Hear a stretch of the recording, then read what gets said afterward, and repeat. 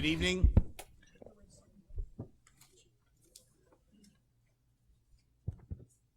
Yes.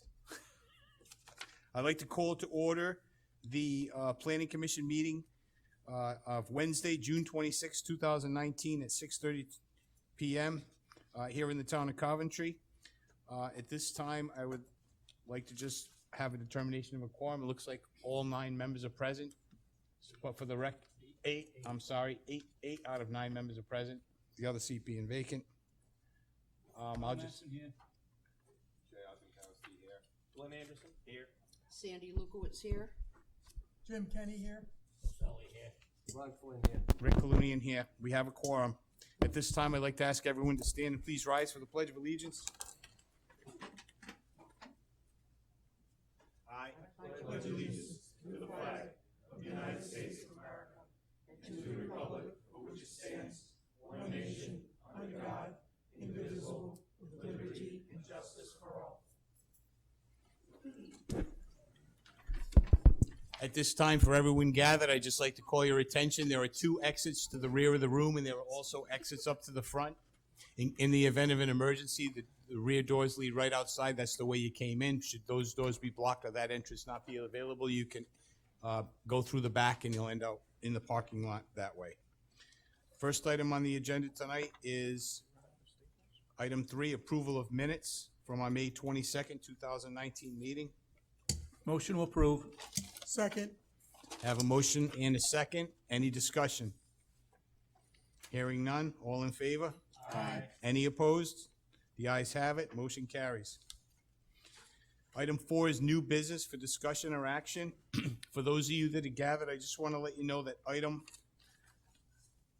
4.9 in tonight's agenda, which is the master plan application and a public informational meeting for the Oaks at East Shore.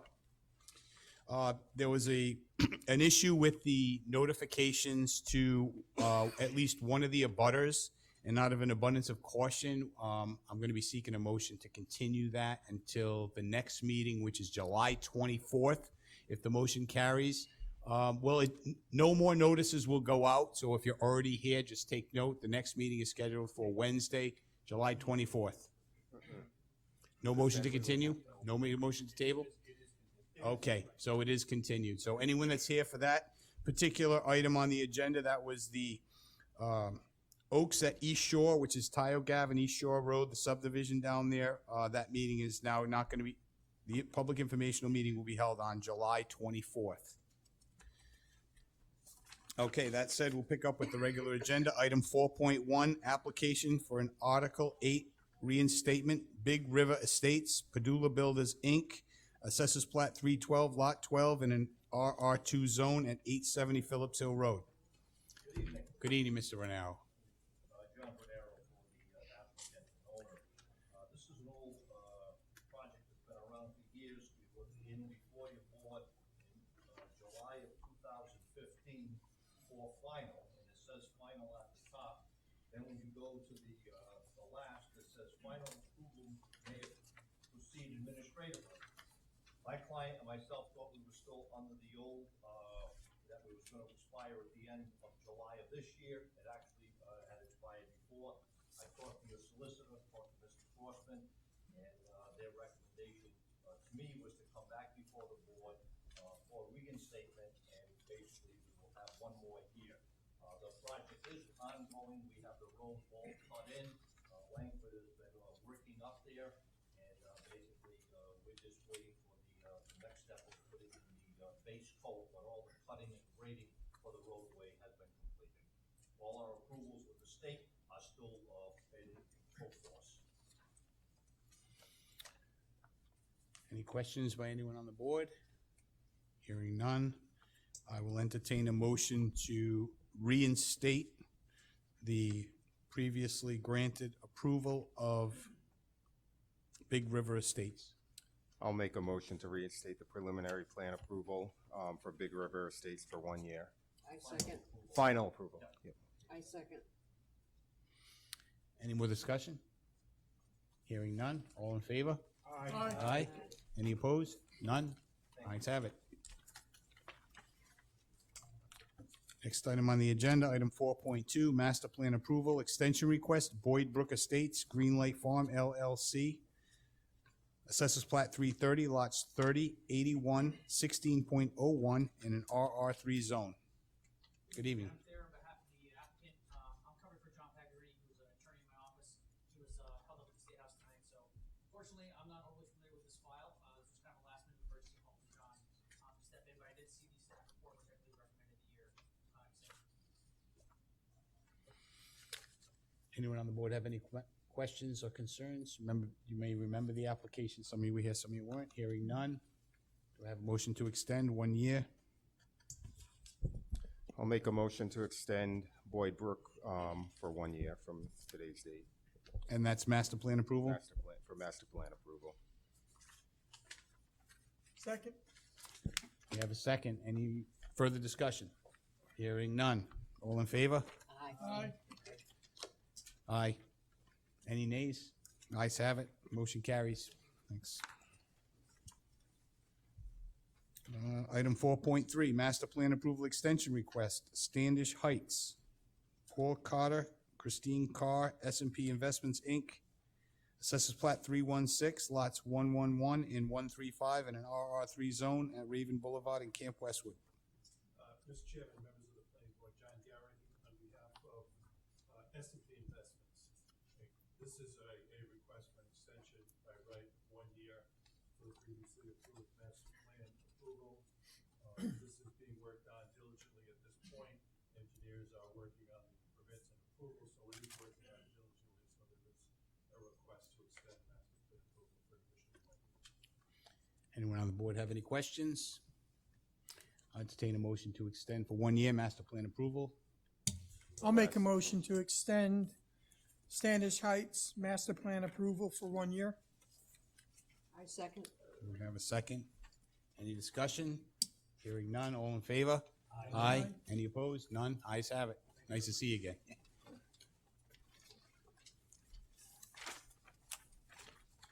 Item 4.4, pre-application for design plan review, scheduling of a site walk, Riverview Nursing Home, Inc., and Ryan Finance LTD, Assessors Plat 104, lots 81, 82, and 83 in an R20 zone located at 546 Main Street. Good evening. Good evening, Mr. Chairman, planning commission members. My name is I'm here representing the owners and applicant for the project. We're here tonight for you on pre-application. In very brief summary, the applicant, Riverview Nursing Home, is proposing to add additional parking. They have secured through a related entity an adjacent lot that currently has a residence on it. Plan is to demolish the residence and utilize that area for additional parking. The goal is to get the current on-street parking, get those cars from the other side of the street onto the lot for the facility. We're planning to use existing ingress and egress. I do have here tonight, if you have any questions for the application, the engineer for the project. I also have Mr. Kevin Ryan, representative of the owner and applicant. Does anyone on the board have any further questions, need any further information? We're here to schedule a site walk, and I will defer. Sure. I have Tuesday. That would be July 16th at 6 o'clock. Is that okay? With a rain date the following day at 6 o'clock.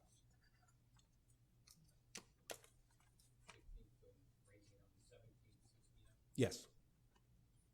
And we'll meet where at Riverview? You can meet right at the floor area of the facility. Out in front? Okay. Thank you. Okay, thank you. We'll see you then.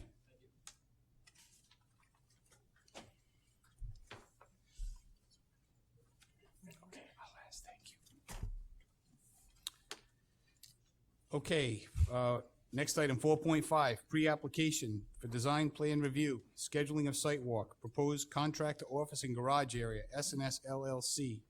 Assessors plat 96, lot 18.01, zoned industrial at 9 Howard Avenue. Good evening again, John Guerrero for the owner and applicant. Basically, this is property that is located on Lincoln Avenue and Is that mic on? I just was asked to check. No, all right, could you just throw that up for me? Yeah, thank you very Okay. much. I think we all heard you. At the intersection of Lincoln Avenue and Howard Avenue in the Harris section of Coventry.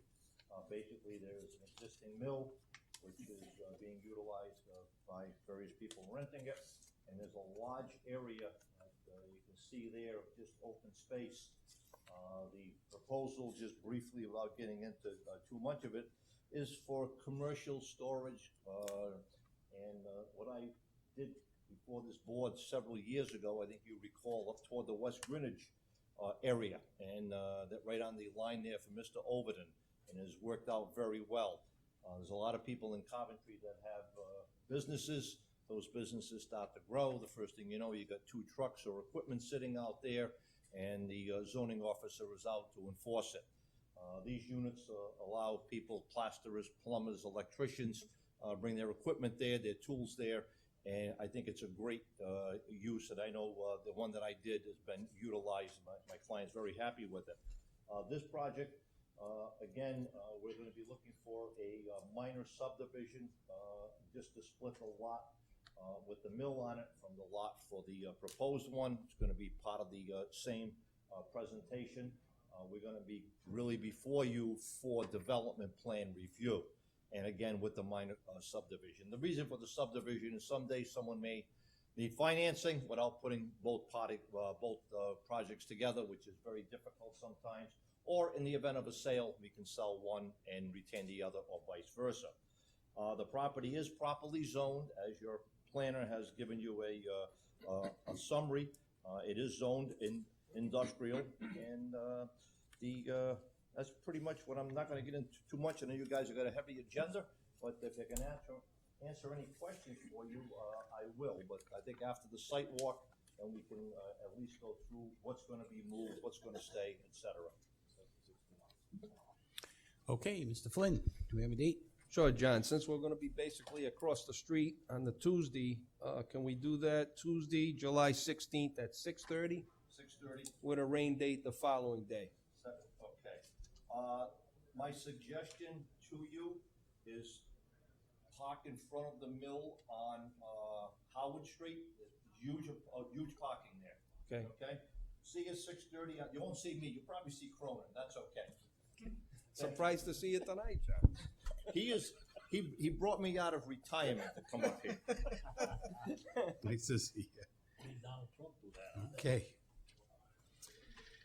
Next item on the agenda, item 4.6, the Parry two-family, Donald Parry Senior, Assessors Plat 318, Lot 14, in R2 zone, seeking a use variance to build a 3-car garage with a 2 one-bedroom units above. 29 Yes. acres of Pine Road. Yes, And sir. this all started, we own the property across the street, which, I don't know if you people ever been there. It's really on a hill. And my father-in-law, who built that little cabin on the bottom, well, all the rest of the land is useless because it's all hilly. So we decided this place went for sale across the street, which was a shack, by the way.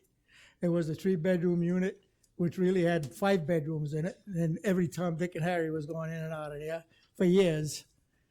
So it went for sale. We got a good price on it, so we bought it. I says, we can use the land and probably make ourselves a horseshoe court, store our boats. And I'd go with 2 one-bedroom units because I'm allowed 3 bedrooms, but I didn't want 3 bedrooms. I don't want to have any kids over there. I just want to have adults. If I rented it out, I didn't know there was going to be a problem. But it's not zoned for that, which I didn't know. So this is where we ended. It's going to be, right next door to me, I have a 4-car garage, and you go down the hill and up, there's another 3-car garage, and you go down the hill and up, and there's another 3-car garage. So it's nothing new on that side of the street. Everybody that owns on this side by the water tries to get land across the street so they have an area to work with. And that's what I did. Does anyone on the board have any questions about this? I have a question. Mr. Sure. Chairman. Reading the staff report, I think the biggest issue is it's a 2-family. I know, but I'm only going to have 2 bedrooms. It's going to be smaller than what it was before. I realize that, but I believe it's zoned for a one-family. So if you did a garage with a one-family, I would think that would be more acceptable than a two-family. I know, but I just didn't want to have any kids in there. That's why I didn't want no two families. I just wanted adults. No, it wouldn't be any, it would just be a single-family home with the garage that you're proposing. Yeah. Yeah, they allowed me to do 3 bedrooms if I wanted it. But not two families. I know, that's Just the whole one. thing, just having that. So would you be objective to just doing a one-family parcel? That's how I got a permit for now, but that's not what I really wanted to do, but I'm trapped. I have to try to do what I can. I mean, I don't think anybody's gonna condemn me for doing it, because the place has been a sore thumb for the last 30 years, and there are loads of people in there. That was the old Pignolet property, correct? Yes. Yes, and it wasn't even worth saving. I mean, there were so many things in there that wouldn't even pass the code. They had stairs at 9.5 inches to get up to the second floor. You get up to the second floor and there's 2 feet to make the corner to get around to the other rooms. You go down in the basement, you had to duck your head because it's down here. It was just one mess. So at this point, what's taking place so far? What's that? Up to this point, what is taking place so far? You've already cleared the site and demolished it and put up the foundation? Yeah, the foundation's in. Foundation's in. Yes. And the other photo that we just saw up there, is that the house you live in, or is that what it was in the before? Oh, no. That was the No, one I'm that was, down there. You can't even see mine. there it is, right there, okay. So Yeah, that's this- what we had. So we had a single-family house on a single-family lot in an RR2 zone, and you demolished it. That there had actually 5 bedrooms in it. Okay. But it was, So that's gone. that So- poor so- lady spent all kind of money to make the outside look good, but there was no way to save it. So the issue really before us is you can have a single-family dwelling, regardless of how many bedrooms you have. And Yeah. you can have the garages. Yeah. But right now, the zoning ordinance, which we're not the zoning board, we No. just have to make a recommendation. No, I understand that. We have to make a recommendation to allow one person to put a 2-family dwelling when everybody else in the neighborhood is prohibited from No, having there's 2 another, rentals. there's a 2-bedroom, there's a duplex down the road. Duplex down the road that Yeah, was a big grandfathered duplex, in? a big duplex.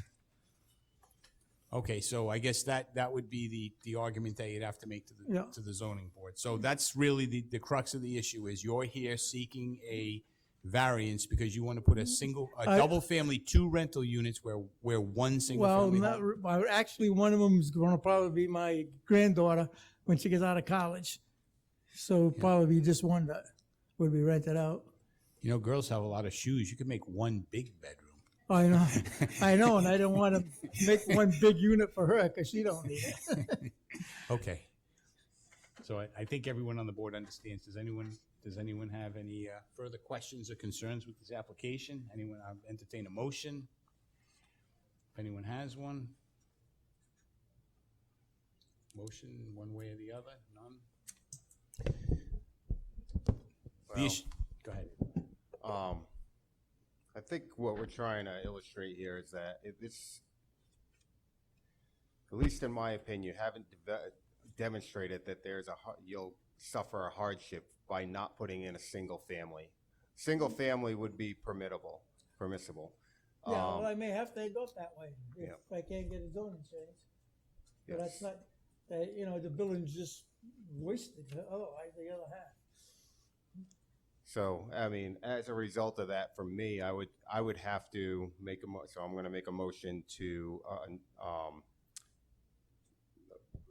recommend that the zoning board does not approve your proposed project as is, and that you haven't significantly shown that there's a hardship and it's Well, not yes, consistent. that was gonna help us pay for the place.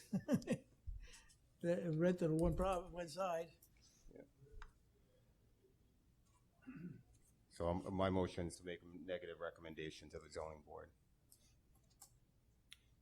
Do I have a second? I second. All in favor? Any discussion? Any further discussion? The only thing I can say is that, the staff report states that it's only for a single family unit. I want you to understand that. I know, but I just figured I was shrinking it actually, because if I Yeah. could have 6 people. I mean, even though if we give an unfavorable recommendation, you still can plead your case to zoning. Yeah. Yeah, we're not the end-all board. We could have made a favorable recommendation, an unfavorable recommendation, or no recommendation at all. Those were our options. So we have a motion on the floor to make an unfavorable recommendation because of the current zoning. And again, the two tests, I believe, when you go before the zoning board are gonna be hardship and is it gonna have an adverse effect on the rest of the neighborhood? And the issue is the hardship can't be financial. So I think Mr. Ozenkowski tried to represent that's the reason for his motion. So at that point, if there's no further discussion, we have a motion on the floor to make an unfavorable recommendation to the zoning board, given the current zoning situation. And seconded, all in favor? Aye. Aye. Any opposed? Sorry.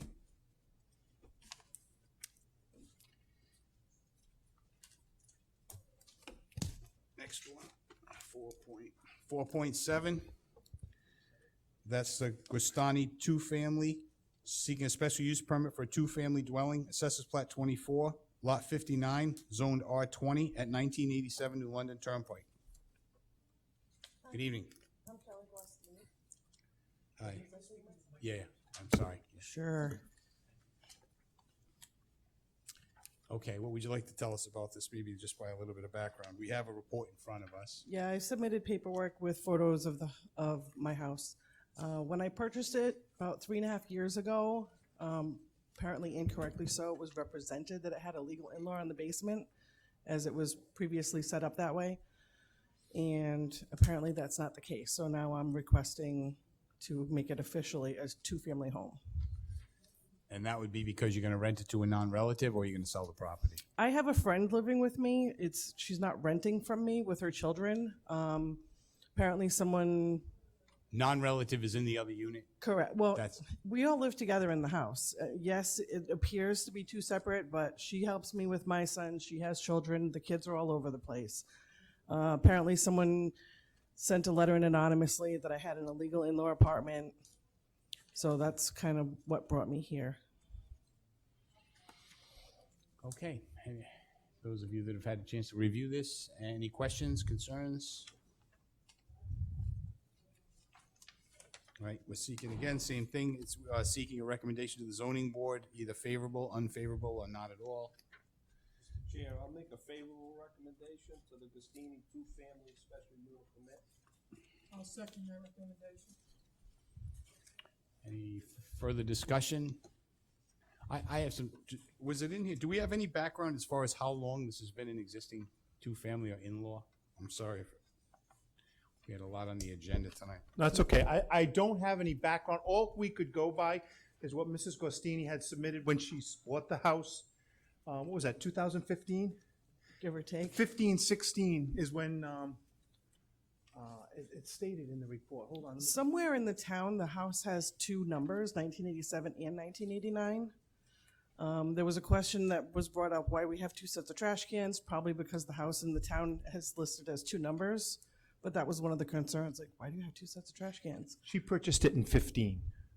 All right, so we know it's been at least 4 years. Right. And when she bought it, the Realtor advertised it as an in-law.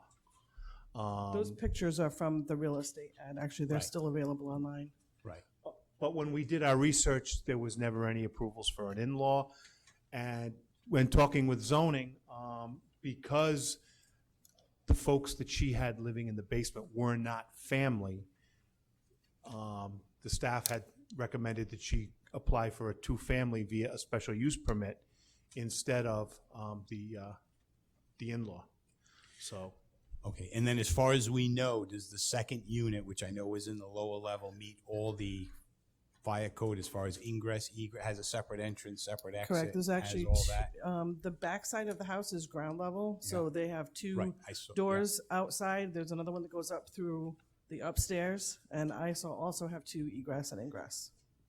And is there any idea, again, I'm just throwing this out to try to, if you look at the materials that constructed the kitchen and the bathroom in the lower level, would you venture to guess beyond the 4 years how long some of that stuff has been there? I have no idea. I mean, Sometimes you've when you- seen the pictures. That's a full kitchen My setup. picture's on color, If I see orange floor, I know it's the 70s. No, it's green vinyl countertops. It's kind of ugly, and linoleum flooring. Yeah, yeah. I did some work Okay. in the bathroom. There's a full bath down there.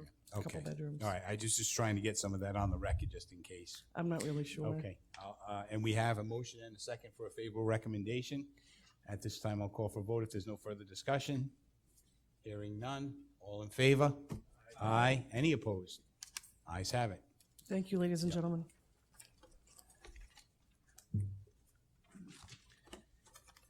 Okay, next item on the agenda. Final plan application, Corinthos Solar Project. Kyle and Michaela Parento. Proposed minor lands development for medium solar project, assessors plat 316, lot 157, and assessors plat 322, lot 001.005 in an RR5 zone. How are you, sir? Good, how you doing? Good. Kyle Parento, 849 Victory Highway. I'm gonna pass this off to my associate Andrew. Okay. Evening, Andrew How are you? Varadakis with AMEC Foster Wheeler, also known as Wood. Here seeking final approval for the project. We received our zoning approval back in April. And over the course of the past month, there's been a couple letters from the engineering department and the planning department seeking some final information and comments, which we've addressed. So we believe we've addressed all outstanding issues. Part of the zoning approval was a landscape plan. Our landscape architect's here if there's any questions on that. Essentially, we believe we've addressed all the outstanding issues. So just seeking further comment or discussion if there is any from the board. Does anyone on the board have any questions or concerns?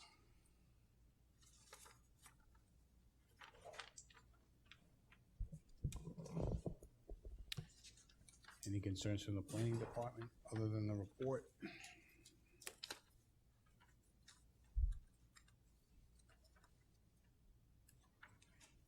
Thumb through, make sure there's nothing else there. Refresh my memory. I Yep. thought we already had a vote on this. No? A vote for final?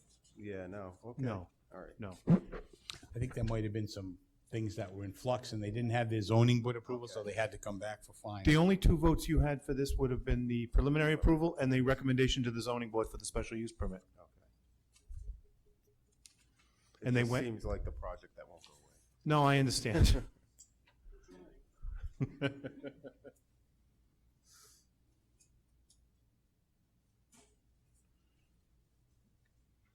Okay.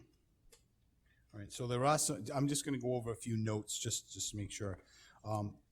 Yeah, the plans do not expressly, address, revegetation of the area under and immediately around the array. But neither do the plans indicate any major disturbance of this area, so I just wanna clearly make sure that those areas are gonna be seeded and revegetated according to the notes that are on Plan Sheet 4. Yeah, my name's Steve Kerr from Equinox Renewables. Sure, Yeah, we plant a low-growth grass under the array. so that will be So done. It's a low-maintenance grass, yeah. Okay. The proposal includes 180 feet of overhead wire. It's unclear if that is required by National Grid. At least 80 feet of overhead wire is required to bring the connection from the pole to Victory Highway to the property line. There's a pole there now that is a National Grid metering pole. And then we have to have another pole, which is a customer-owned pole that has Yeah. a disconnect switch on it. Then we go underground to the array. So we go underground as soon as we can. Okay. So let me see. Okay, let me go, let's see. Final plan and bond surety are under the review of the town engineer. Preliminary analysis suggests that the decommissioning cost is significantly undervalued, particularly in the area of the labor costs.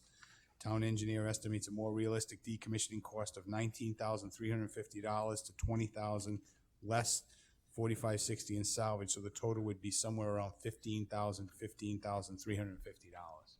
Yeah, I mean, we've had a professional engineer develop that estimate, and we've used that estimate. We've built a lot of these projects in Rhode Island. That estimate's been accepted in Hopkinton, South Kingstown, Richmond, Gloucester, Smithfield. How far apart are we?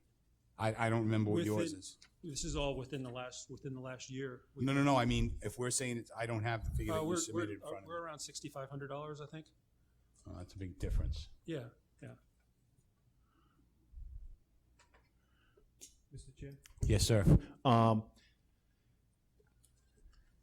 He's not gonna have this done, prior to final. What we were thinking was, and what we've done in the past, this had to be approved by us and staff and the engineer, prior to the issuance of a building permit. He won't get a building permit without a decommissioning permit in place.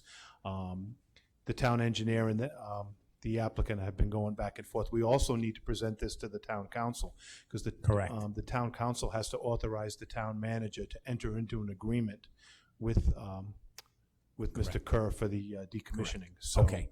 So final will be granted. So there's no way it could be done before final, because we need the town council to ultimately sign off on it also. So, So just be aware of that, because I actually was at the town council meeting when they were debating the last one, and there was a lot of concern with that estimate that the town engineers was too low, given future costs. You know, when you go 20 years out with inflation, building costs, what would the salvage value be for something that was 20 years old? So the salvage value goes down, the labor costs go up. So just, my point is, I think you're gonna have to negotiate that figure with the town, and I'm sure they'll operate in good faith. It's not money the town gets, it's just there in the event, so they don't, it's an insurance cost is what it really is. Yep. The utility lease has not been completed. Do we have a draft or review anywhere? We'll have a memorandum of lease, that will be recorded in town. So we can show that. Not just the memorandum. Do we get a copy of the whole lease, Mr. Crossman? Isn't that the requirement, or no? we don't get a copy of the whole lease? No. That's an agreement between the landlord and the tenant. It's not a public document. I would agree, because it's gonna have financial obligations in it. Yeah. So that's all we I would require? agree with that. Okay, because I know we did update our ordinance, and I wasn't sure if they were forced to provide us with a copy of the lease. If a memorandum of lease works, I'm fine with that. Yep. So, okay. Proof of liability insurance has not been submitted, so we just need that prior to final approval. Planning Commission may review the list of subcontractors to be submitted with the building permit application.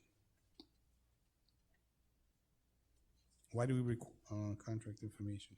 Do we provide do they have to provide a list of all their subcontractors, generally speaking? A10, contract information for the project contractors. Equinox is the primary contractor, and his contact information is provided. The Planning Commission may wish to require a list of subcontractors to be provided with the building permit application. I think that's just something that the staff was saying would like, Okay. if you so chose, do you want to see it?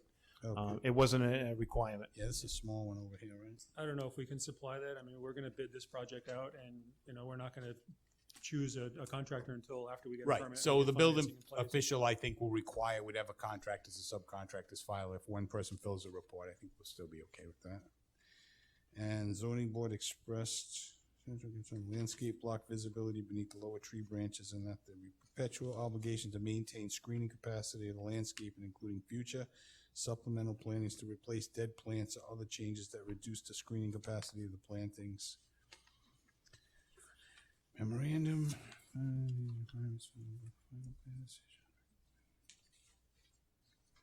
June 14th, memorandum submitted by Equinox Renewables commits fire district training and lock boxes. These requirements should be noted both in the final plan decision and on the record plan, so they can be made part of the official land evidence records. So could you just do that for us? It's just a note to be added to the plan. Yeah, that's no problem. And the estimated cost of a financial surety are under review by the town engineer. That sounds like the same issue we already discussed. Other than that, the planning, those are just the highlighted issues that seem to be outstanding, and I was just reading those for your edification. So, that being said, does anyone else on the commission have any questions or concerns about this? Because we've got a lengthy staff report, and it looks like, any motion is going to, require some stipulations. I have a question on the stipulation of the surety bond. Are we gonna set it at the 15,350 or? It's gonna have to negotiate it between the town and approved by the town council. So we won't set a surety bond? Right. Okay. That's my question.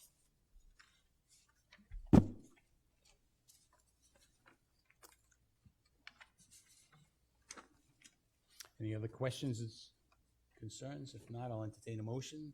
I had a concern, and on the recommendations, You're saying that the owner and operator of the property shall guarantee full effective visual screening in the solar installation for the life of the installation. That's kind of hard to define what that is. I mean, somebody could go out there and pick a little window to see through and get a little shot of the array and say we have to go plant some more trees. So that's kind of I think the concern is to replace anything that dies that's shown on your plan today. I have no problem with that. Is that your understanding, Mr. Crossman? I just want to verify. Oh, I'm sorry. The way this is worded, it's a little Yeah, bit too- I can't imagine that he would have to be responsible 18 years later if it's a 20-year life, that he'd have to go out and plant new trees. But I do think, there should be some time, in the beginning stages where he would be legally responsible. So what's going to happen is if the town decides to go out and inspect the property to make sure adequate screening exists and it's in conformance with the plan you just submitted, there's not going to be an issue. But if all of a sudden, half the plants die in the next season because there was some fault there, then they're going to have to be replaced. Yeah, I have no problem It with can't that. be a one-time deal. I mean, we put in the operating and maintenance plan that we're gonna maintain the plantings per the landscaping plan. If a tree dies, we'll go in and replace it Yeah. But for how long? for the life of the project. Okay. I mean,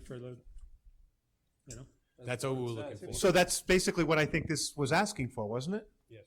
Yeah, I think maybe the way this was worded, he might have Well, this misunderstood. is guarantee full effective visual screening for the life of the project. Yep. I We can can't just make that. guarantee full Yeah, yeah. effective visual Yeah, screening. you got to add the words in accordance with the plans. Yeah. Okay.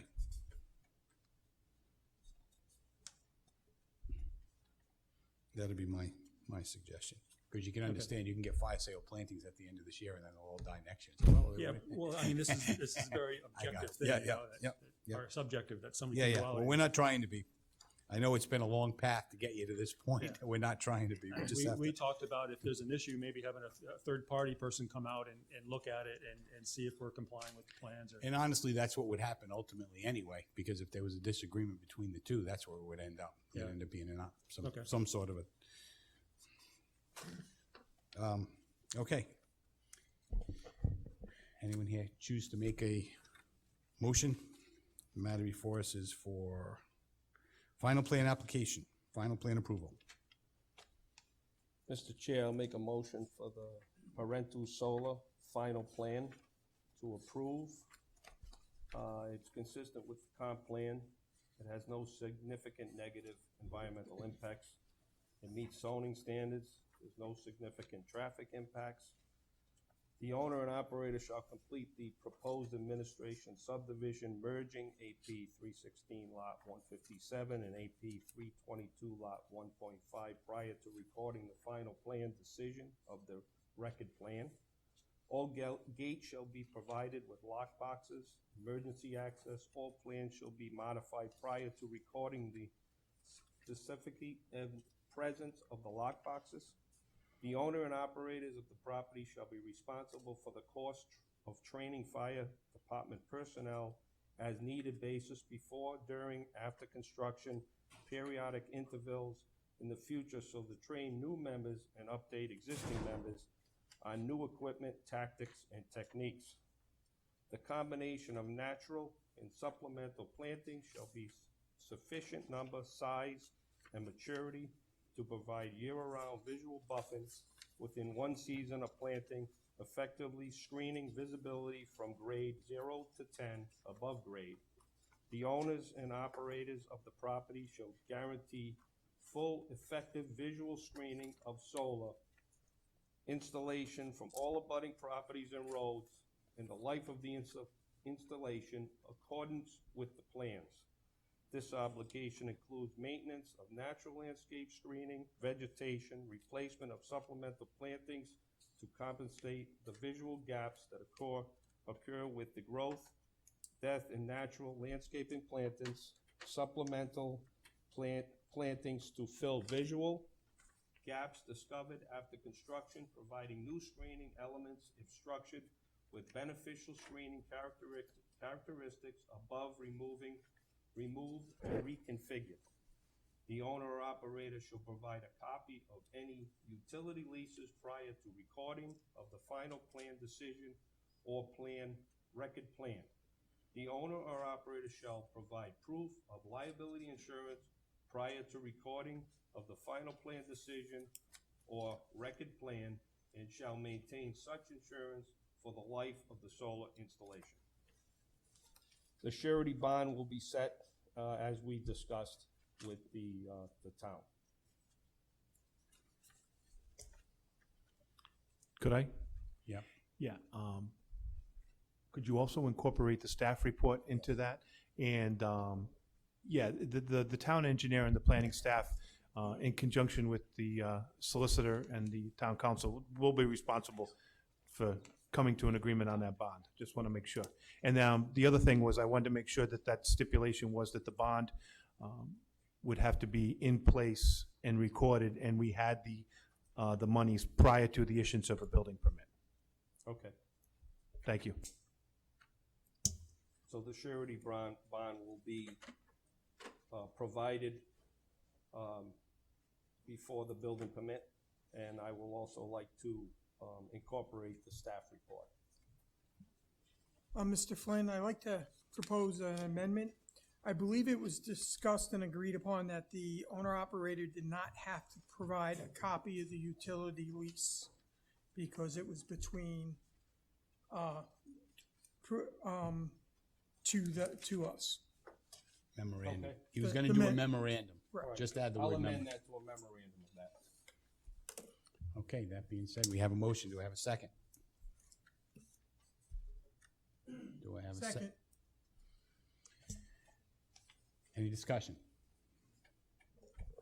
I'm just going to state for the record, I voted against this the first time around. I'm not going to vote in favor for this. I do maintain my opinion that this type of project is not consistent with the comprehensive plan, and that these types of solar developments are commercial development. So I just want to be on the record so that you know why I'm voting the way I am. Any other discussion?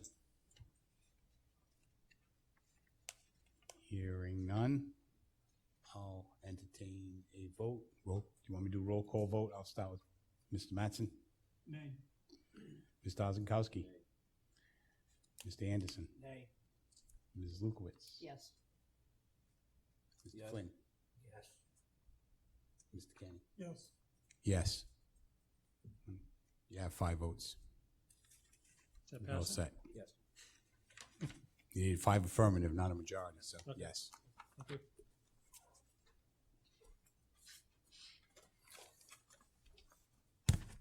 All right, next item on the agenda.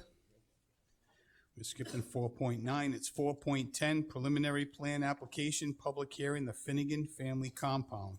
Finnegan Family Realty Trust, proposed 9-lot residential cluster compound previously approved for master plan as the Whispering Pines Compound in Assessors Plat 311, Lot 41.006 in the RR3 zone on Whaley Hollow Road. Good evening. Good evening, Mr. Renero. This is a public hearing, and my name's John Vernero, attorney, law office at 1070 Main Street. And I've been called out of retirement to do this for my partner, Tom Cronin. I've been involved with this project going back to 2001. I didn't wear glasses. I didn't have one gray hair. That's how long ago this project has been hanging around. I've been through 3 different clients, and I have with me this evening Mr. Finnegan, the president owner of Coventry Lumber, is my 3rd client on this project. The last client was a Flanagan, and I thought it'd be an appropriate Finnegan and Flanagan pub in Ireland would really work out well. Any event, I'm too old to be doing this, but one last shot. This project went back to 2001. It's property that both borders with rights-of-way from Phillips Hill Road and from Whaley Hollow Road. And Cindy Fagan just brought me up to date that the late Charlie Breyer was involved with this project back in the 80s or early 90s. Any event, it was a 98 approximate acre site. We came in, did a master plan hearing in 2001. It was approved. We then came back in 2004, and we did an amended master plan. And that master plan decision, which I'm gonna give you a copy in a second, basically created a one-lot access from Phillips Hill Road and a 9-lot access from Whaley Hollow Road, which is before you this evening. The conditions are set forth, and let me just give you a copy of it. This master plan, under the Rhode Island tolling statute, along with various extensions and reinstatements granted by this board over the years, the property is fully vested under Rhode Island law as a major land development residential complex. Planning department for War and Peace of the report that Mr. Crossman provided us with tonight.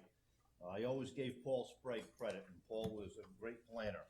And history is there, the documents are there, so thank you, Mr. Crossman, on that. And again, that subdivision document that you have with master plan indicates that the 9 lots are gonna come in from Whaley Hollow Road, and on the recorded subdivision plan, which I only have one copy of, it indicates that there'll be no building on phase 2 until the final plan is recorded for phase 2.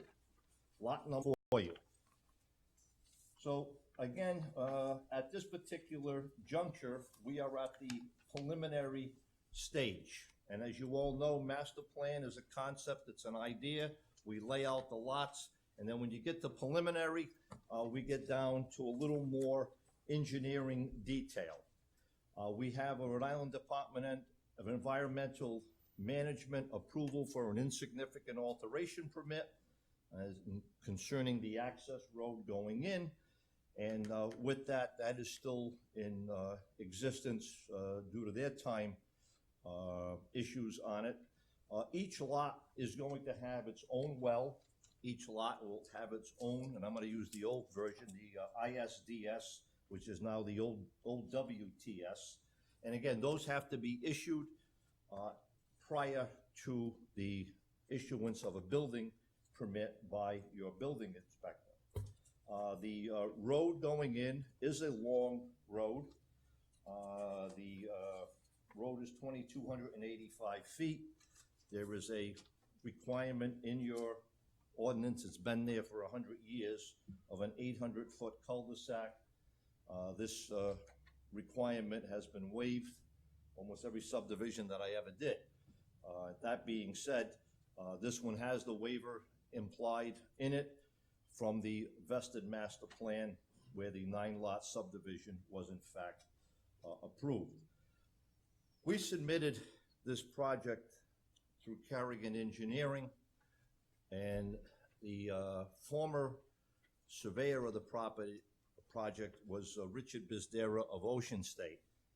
Apparently, we are missing something called the CAD documents, and there were numerous items of a very minor nature, but they were items that were required on the checklist, but I don't think they were significant, and for one reason or the other, we could not reproduce those from the CAD documents. We have met with your planner, and we have the planner's recommendation regarding the waiver of those documents. Many of the items on there are insignificant in terms of what has to be developed. The development of this project is basically drainage, which we have the approval from DEM, and the road, which is going to be installed under the guidance and supervision of your town engineer. We have the road profiles, and I think everything else that we need in terms of the submission on that regard. Many of you on this commission have little knowledge, I think, of what a residential compound is. And I'm looking at here, and I think the only one that is probably Ron Flynn that remembers it. I'm not sure if Mr. Kalunian was on. And Jason also. Yeah. And Mr. Ozenkowski. You know, you're supposed to be sitting over there. That's what your seat is, okay? Don't mess me up by going there. The residential compound, I thought, was one of the greatest things that this town ever had. And because it's a win-win situation. The developer puts in the road. The homeowners association plows the road, maintains the road, and if they want curbside garbage pickup, the association pays for it. Okay, several years ago, some people came to the town council, I think it was probably an election year, and say, you know, I pay taxes, I shouldn't have to pay to have my road plowed. I pay taxes, I shouldn't have to pay to have my garbage picked up, everything on that. The answer to them, like Joe Bozier used to tell everybody, what part of the word no don't you understand?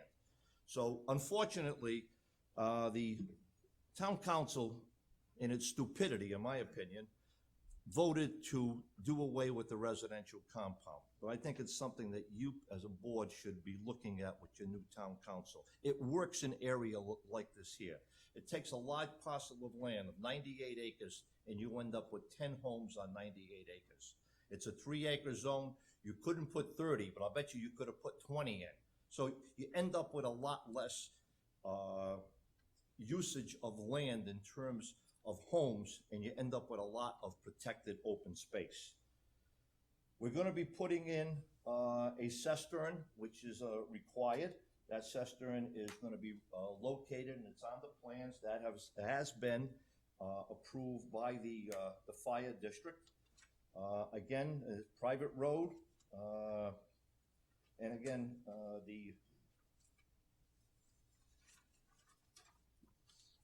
we are going to basically, okay, let me go, your planner's report. On page 5 and 6 of your planner's report, we get into the various waivers. And I think when you look through those, if you haven't, I'm not gonna sit here and go through each one of them, but I think the requested waivers are minimal in nature, and if we don't have it tonight and we need it for final, we will do it on an administrative, or if you need me to come back here on final, we'll be glad to do that. But I think from the standpoint of the whole scenario, they're minor, and they should be proceeded through the basis of administrative finality. I have been under the wrong opinion on a residential compound for many, many years, and Mr. Crossman pointed out to me that in the compound requirements, there is a provision that you do not have to have underground utilities. Mr. Fagan, it's in there, and you twisted my neck over the years to put them underground. Because it's safer to go under. Okay. It's a matter of. Okay, but any event, there's a 2,200-foot road coming in, okay? And I know it's been the policy of this board, not through the ordinance, but it's been policy, and I want to address that. You're coming through a wooded site. It's crazy to cut down trees to bury power lines for 2,200 feet, okay? We will probably do the underground once we get in. And an example of that is the one that you reinstated for me this evening for Mr. Padula, right up the road from here. We're going through the woods, there's telephone poles there, then we're gonna bury, and then we're gonna go the underground in front of the homes. So I think from the standpoint of the aesthetics going into this site, we're not gonna cut down an old oak tree. The telephone poles will be put up. They'll merge in between them, and I think it will be aesthetically pleasing. Your staff has recommended approval on this, which I thank. It is basically, in my opinion, allowed, encouraged under the comp plan. It is a R3 zoning, and that R3 zoning encourages low density. And the low density here, obviously, we got 10 lots that were approved on 98 acres. I'm not going to address basically in terms of the traffic. I mean, you got 9 houses being serviced by Whaley Hollow Road. And again, it's a rural country road. Traffic there on the area shown on the access.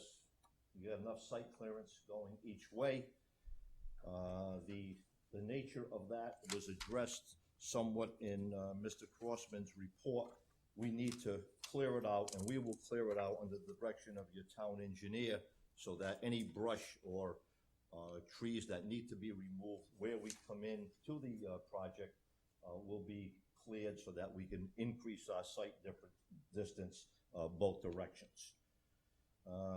And again, I have Mr. Carrigan here this evening. If you want to ask him any questions, I'll be glad to, but his report and his submission has been reviewed by the planning department. The whole thing on here is that we have a 0% increase of water runoff, and that being said, the whole thing is there's a gallon of water that runs from our property onto the neighbor's property now. I can't put 1.5 gallons, but I don't have to, and we probably can't change the runoff of the 1 gallon. So it's a 0% increase. Not that there's gonna be no water running off, it's just we're not gonna increase this. And when you look at the layout of the lots, and you look out of the layout of everything else, there is a lot of room that we have in this 38+ acres to move anything around that could be troublesome during the construction of it. And again, when you get out there and you start moving some land around, things come up, and I know we've always had to come back administratively on some subdivisions and make some changes. But that's what I have for our presentation. I know there's a lot of people here that may have a lot of questions on this here, and between myself, town engineer, and my client, hopefully we can try to address some of the questions and concerns. Before I open it up to the public, does anyone on the board have any questions or comments or concerns? Yes, Mr. Ozenkowski. How you doing, Mr. Bernauer? Good to see you. Ozenkowski. I can't believe you're not on a golf course. I was this afternoon. Just to reiterate, so you have an application into DEM wetlands currently and to, No, or we- it's already been approved? We have Okay, an all right. insignificant Yep. alteration Permit. in place. Yes. And the plans that we're looking at. Excuse me, here- did you see the March Yeah, 18, no, I didn't. 2018 from No. Chuck Orbit? That was just what that was. It was a permit renewal, letting them know that the 2008 permit was still valid. Okay. Okay. So in the plans that we're looking at were the plans that were submitted to DEM. Exactly, right? Okay. Yes, they are. All right. And I've got one more comment, I guess. But I'll defer until. Okay. There's no. Go ahead. Jay, page 35 of the report is the insignificant alteration permit. It's stamped May 24th, 2019 from DEM. Okay. Well, I brought it up because I mean, this is definitely permittable, but you do have room, and from my perspective, there's a forested wetland which the road comes awfully close to at the bend. I'd prefer to have a little bit more separation between the forested wetland. There's a swamp adjacent. It's on page 6 of 15. It's depicted on multiple pages, but that's one location. You can find it. That's just after where the property narrows. It looks to me that you have some room to head in the northern direction with that to create greater separation. That's just a comment.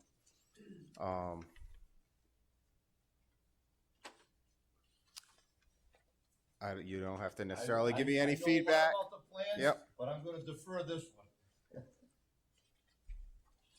For the record, my name is Craig Richard Carrigan. I'm a registered professional engineer in the state of Rhode Island. I have been for going on 30 years now. Much like the attorney, this is my third go around with this project. We're 2 separate surveys, going on number 3.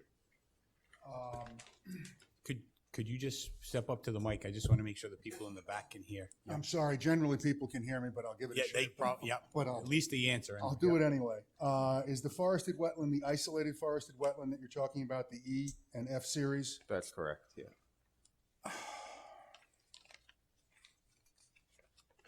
So I know under state regulations, you can go right up to the edge. There is no That is perimeter correct. There wetland is with a no forested wetland? 50-foot perimeter associated with this. I'm going to be honest with you, I can't tell you why this alignment was originally chosen because it's back over 11 years. The only thing I can tell you is I have no desire to go back to DEM wetlands to amend this, to move it 5 or 10 feet past that. It just doesn't make sense for my client at this point in time. And it will probably result in me losing about, well, a little more hair or having it grow a little grayer. Well, I a year understand of your time point. and waiting for the permit. I Yeah, understand that's your- why I asked if this was exactly the same plan. This is that was exactly submitted the same back plan. then and had received the permit. This Yep. is, unfortunately, if you actually look at the plan, you will also notice that on this sheet, there is a different developer noted. Yep. Yeah, and the plan numbers It's are because inconsistent. Yeah. Yep. The existing conditions literally disappeared. Okay. And there's no way that I can manipulate this particular document without going back to square one. Okay. At this point.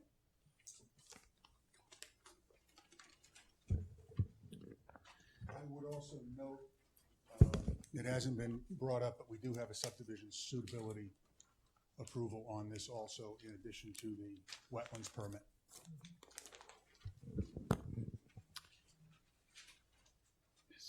Any more questions, follow-ups? Anybody? Before I open it up to the public? I'll make a motion to open up to the public hearing. Second. All in favor? Aye. Okay. All right, this is a public hearing. I'm gonna just wait before I call your name to come up. Sir, you will be first. When you get to the microphone, please state your name and your address for the stenographer. And if you could keep your comments, somewhat brief, I'd appreciate it. And if someone's already said the same thing as you, you could just simply acknowledge that. That would be appreciated in the interest of time. Sir, come forward.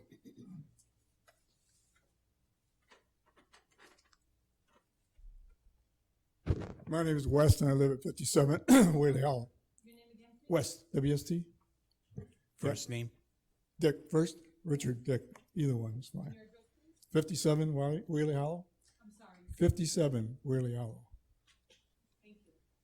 Just some clarification on the drainage. I live down drain from this property, and the 500-year flood we had a few years ago, if you remember, I lost a good chunk of my backyard. It drains into Frank's Pond, which goes across the back of my yard to the lower pond, then into Stump Lake.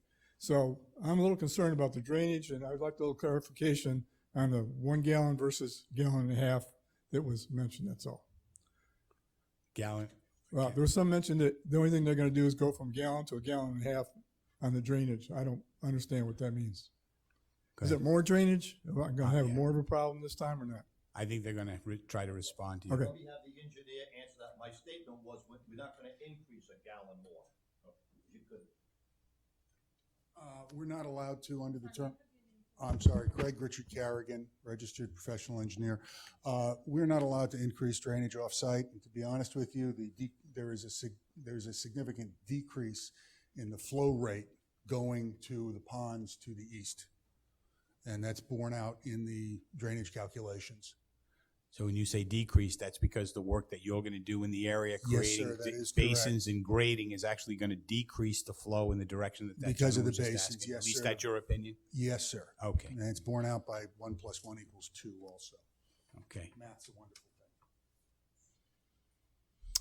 Yes, ma'am.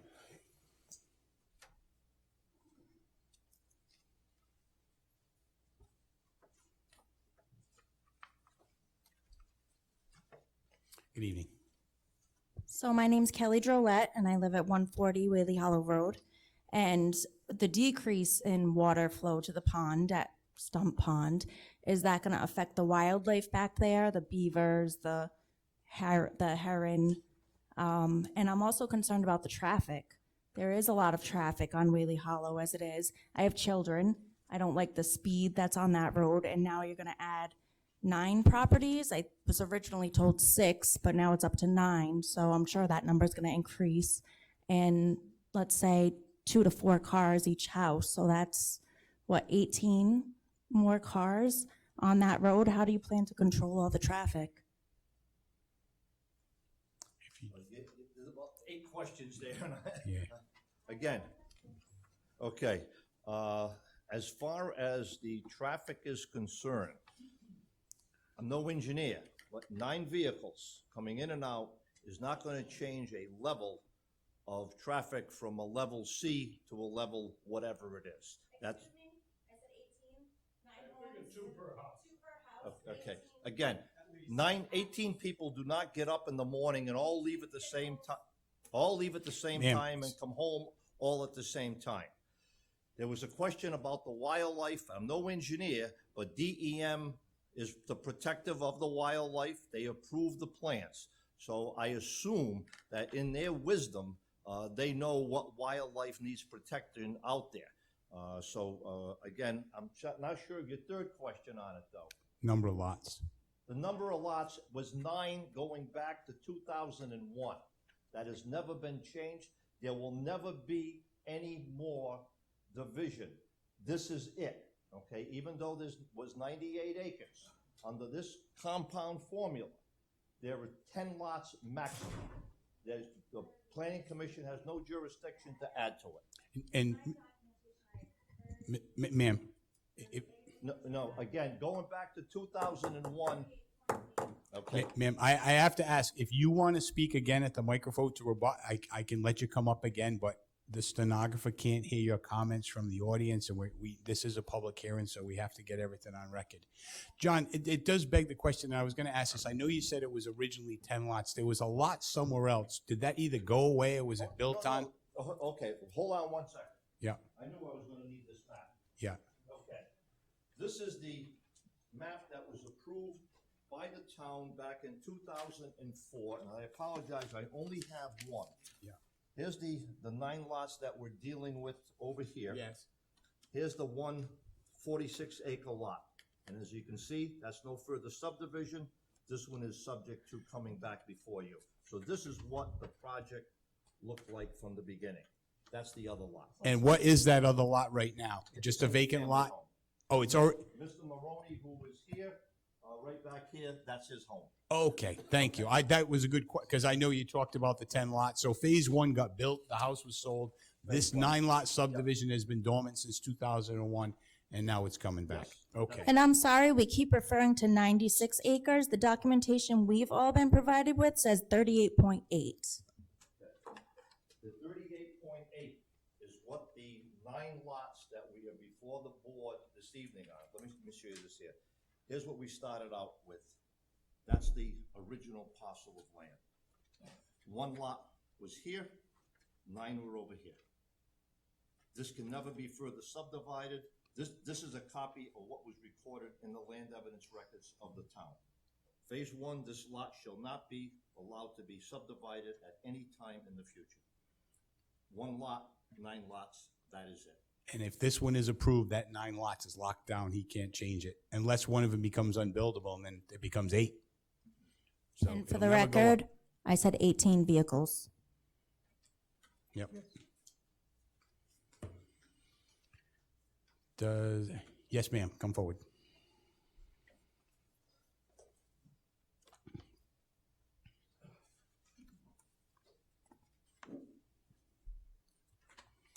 Good evening. My name's Debbie Wickett. I live at 173. Wickert, Wichert. I live at 173 Whaley Hollow, which is right where the road is going, where the road is. So they put a dirt road in there, and it goes up a hill, and the water is already coming down that hill and draining into where it's very low next to our house. So I have a question about that drainage. Yeah, and I'm gonna just stay right there for 1 second. Sir, yeah, I'm sorry, Mr. Carrigan, yep, that's okay. The question was that, this woman, Mrs. Wickett, lives right across the street from the existing gravel drive, which maybe did they start cutting a road in already into this property? Yes, okay. So what we have now is the somewhat unfinished, ma'am, somewhat unfinished, because again, they haven't put in their detention bonds, they haven't done any Right. grading, And but it's that a road's pretty- there. It's a pretty steep incline. And you can already see where the water's coming down and it drops very low. And it's already going into that like valley between my house and the road that they put in.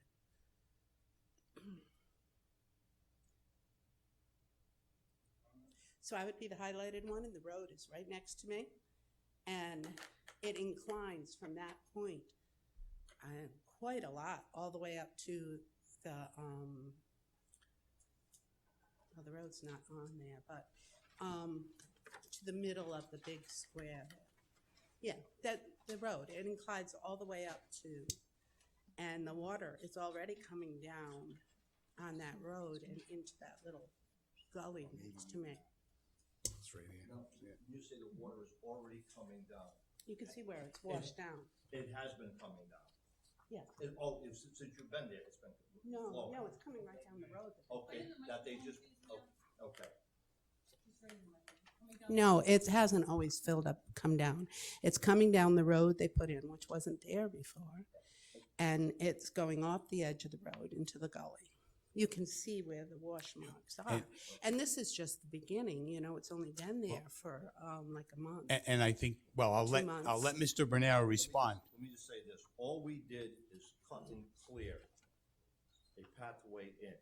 The road design that Mr. Carrigan has designed and will be approved and inspected by the town engineer.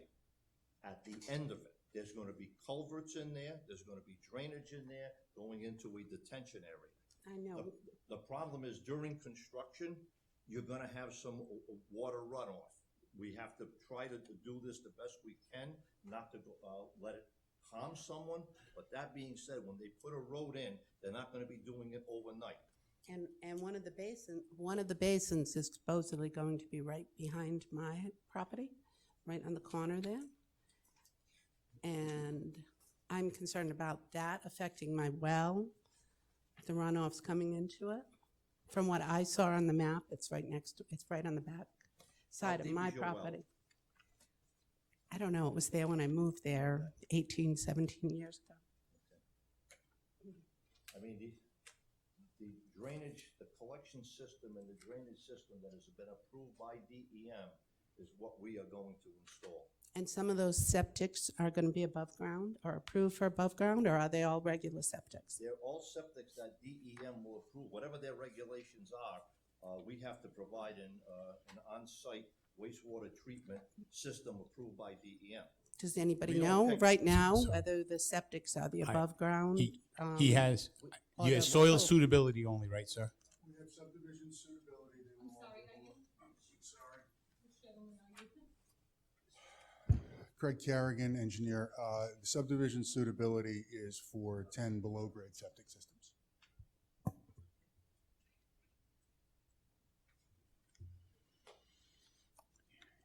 Anything else? No, I just also want to express my concerns about the traffic with 9 houses going in there. That's a mini little cul-de-sac, pretty big cul-de-sac actually. And Whaley Hollow is not a very wide road, and it's not, 2 cars per house is a reasonable estimate nowadays. I don't think, so it's more like 18 or more cars in and out, and from that to Phillips Hill as well, possibly all the way down Whaley Hollow. I think that that's a legitimate traffic concern. That's it. Okay. Yes, sir.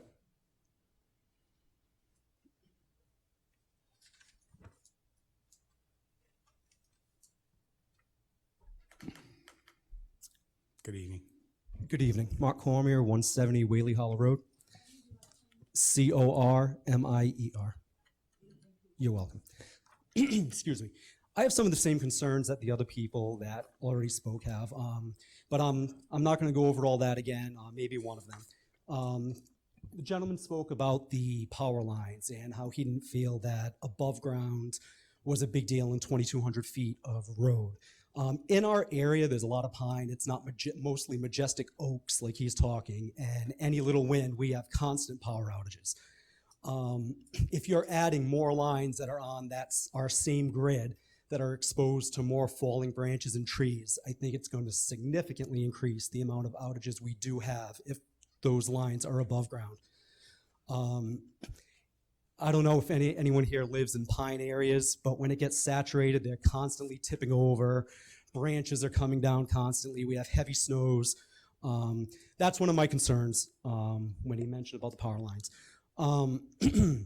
Wildlife has already been impacted greatly when they did the road. We've seen raccoons and possums and deer have been now coming into our yards and eating our shrubbery that didn't previously, that were content to stay back there. I know this lot is zoned, but the small amount that they've done already has already created a visible disturbance to us, and things have been happening that had previously not happened. It's disturbing. There's also approximately 9 homes from the beginning of Whaley Hollow up through the first half mile, I'm estimating right now. And to put another 9 in that concentration, when I know myself, I have a young child, other grandchildren, children, we are very concerned about what that's going to mean. As it is, the narrow road, it's windy, it's curvy. Speed has been an issue for a long time. And my last concern is, I know we're saying that this can't possibly be built up any more than what they're talking. We had the 30-something acres that we got sent, and I guess there's 80-something total, 1 house to be on the majority of it and 9 to be on the 30-something. Is it absolute set in stone, if this project is given approval, that this can't be turned into a larger development? It is. Yeah, as was previously stated, that one lot of 47 acres cannot be subdivided anymore. No other building can construct on that lot. That takes up approximately, say, 60 acres of the 98-acre parcel. The 38-acre parcel is where they're putting the 9 new lots or 9 new houses. Okay. Once that plan gets approved and recorded, that's it. That's it. They won't. None of the lots are big enough to subdivide again, and that's one of the stipulations that they're actually seeking with the application. They're not here to actually do the full build out of the entire parcel. They may have gotten more lots out of it if they went to conventional subdivision, but they've opted for the residential compound just to get in, build a driveway, and it's quite frankly, it's probably less expensive and it's a much more private environment, and they absorb their own costs, which the town doesn't absorb, I guess. One other question I might have is for plowing purposes in the wintertime. As it stands right now, there's really nowhere to put snow, and depending on how that is done, that could also create further obstructions, for the town plow,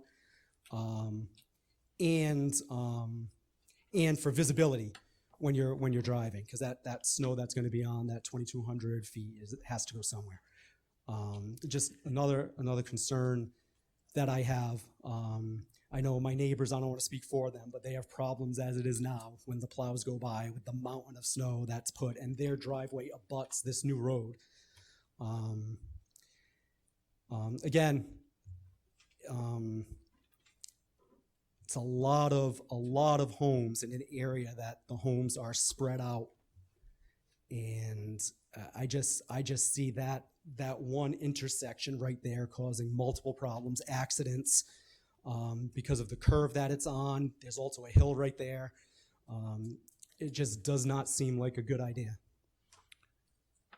Okay. That's what I have for now. Thank you. No, do you wish to respond? Answer a couple of the questions. As far as the power line is concerned, what happens with National Grid, when we come off the poles that are on Whaley Hollow, there's going to be a transformer there.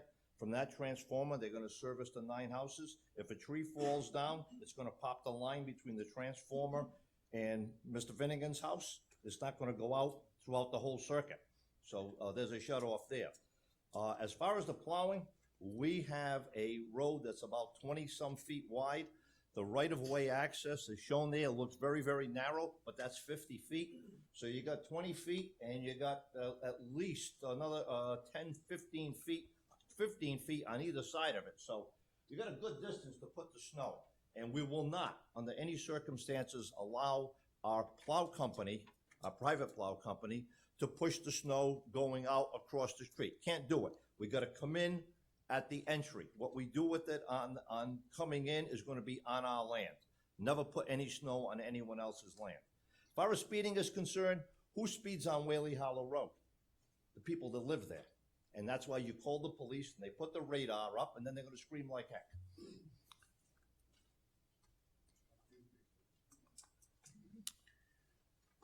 Have anyone else from the public that would like to speak? Yes, sir, right here.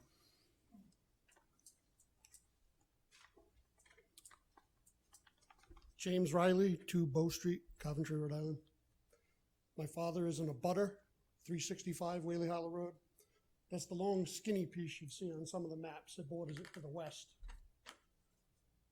The long skinny one right there is actually my dad's place. That's where I grew up.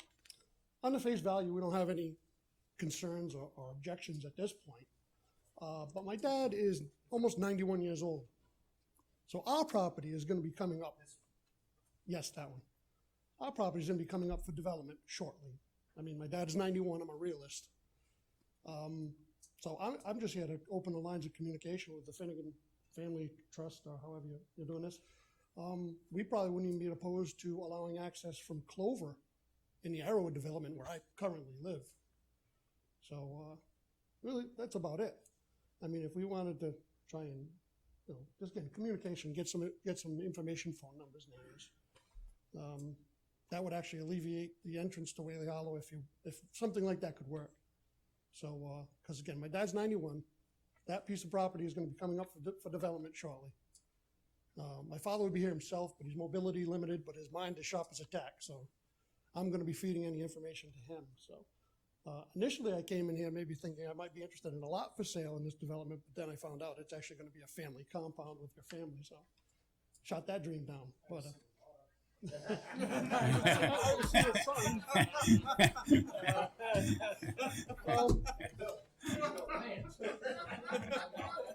well, I have 2 siblings and myself. But that, again, maybe after the meeting I can speak with some of you guys, get some information. But at that point, we don't have any major concerns. So.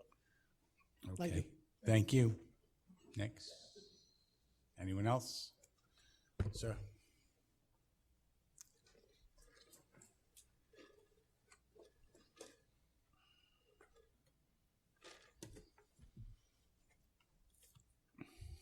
Yes, sir. I'm Robert Wickert, 173 Whaley Hollow Road. Wickert, W-I-C-H-E-R-T. I'm really concerned that the fact that there's so much ledge and everything back there. How are they planning on building back there? Are they going to be blasting? I'll have to ask them that question. Is that? I'm sure they are, because it goes up and it's all stone. And you can't tell me that it's not going to affect our wells. I mean, we're all going to have our water checked now. But I want to know, are they going to be responsible for redoing them all, or if our foundations crack or any of that? I'll let them respond to that. Who's going to be responsible for that? I'm going to have to ask. Okay, and you people keep referring to that as a family compound, so that there's nothing but family going to live back there. And it can't pass on to other people? I'm not certain of the requirement. I believe they can sell lots, but I'll let them respond. I'll answer that, okay? First thing, on the blasting, no developer ever wants to go through the blasting. It's expensive. We have to do it through the town engineer. We just can't go blast. Normally what the equipment that we have today on the excavators, years ago you built a home with a little backhoe. Today we got an excavator that moves a lot of stuff, and if it doesn't move it, we hammer it and you chip it out. But if we do have to do some blasting and there's a problem and it's connected to it, whoever owns it and who's blasting would be responsible legally. Are they going to get involved? Absolutely not. But we have to go through the town as far as the permitting for blasting is concerned. I have not seen too much blasting in the last 43 years that I've been doing subdivision work, but it's just too expensive.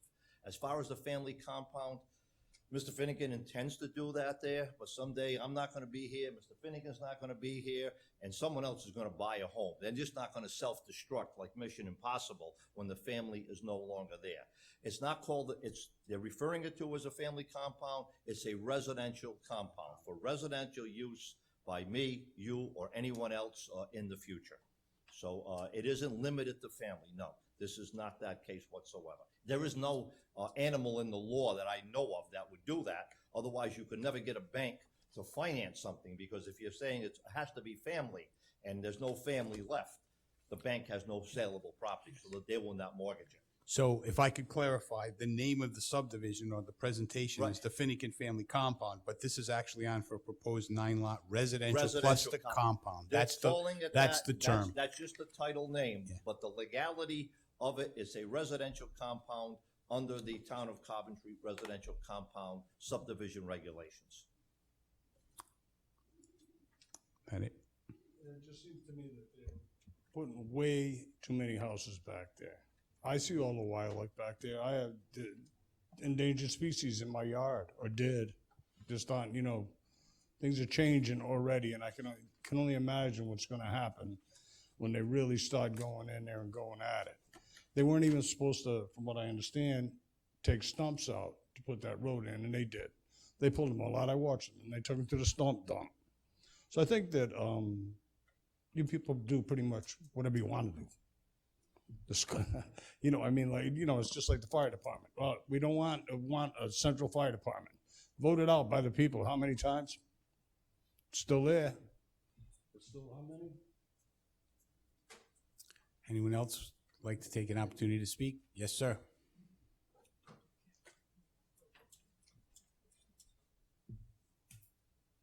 Hi, my name is Frank Field. I live at 61 Whaley Hollow Road. And I was wondering about the retention basins. What happens when they get full? Okay. Why don't you address? Craig Garrigan, registered professional engineer, CARRIGN. I'm sorry. Microphone, sir. Sorry. What do you mean when they get full? When they get filled with sediment, or when they get filled with water? Say we get a lot of rain and the retention basins fill up. Then what They're happens when they actually, overflow? they're detention basins, so there is an outflow for them. They flow towards the actual wetlands. In the case of the pond that we've proposed, the rate of flow going out, meaning the speed that it goes out, is going to be reduced.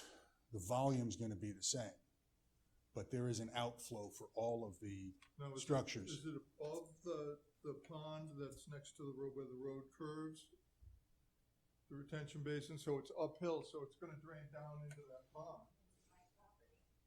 Yes, sir, it's going to drain down into the existing ponds where it's currently going. Okay, so that, and you're not expecting any extra runoff from all the lawns and all the, everything, we're doing that instead of having the trees there to slow it down? That has been accounted for within the actual drainage calculations. The change in surface, everything else has to be accounted for when you actually do this. So you're saying you're not gonna have any, so you don't think there'll be any extra water going into the ponds then? No.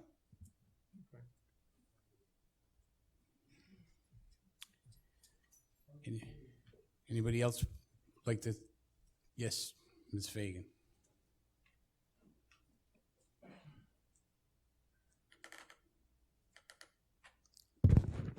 I don't have too much negativity.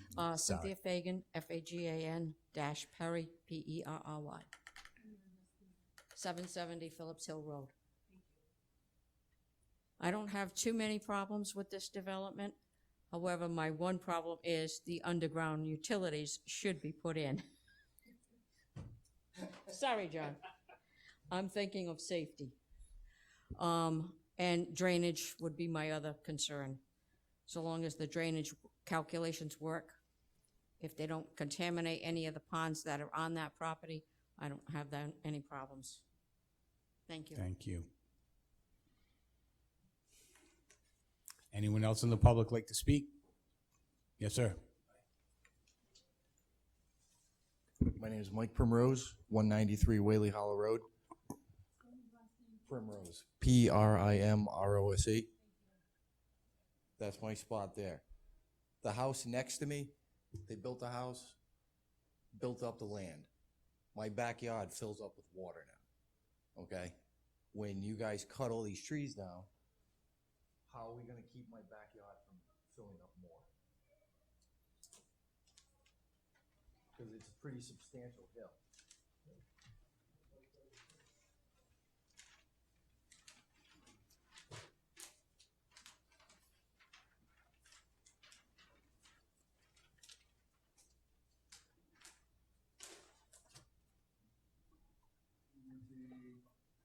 But, sir, I'm sorry, I'm gonna have to ask you, yeah. Why don't you use this here, at least we can.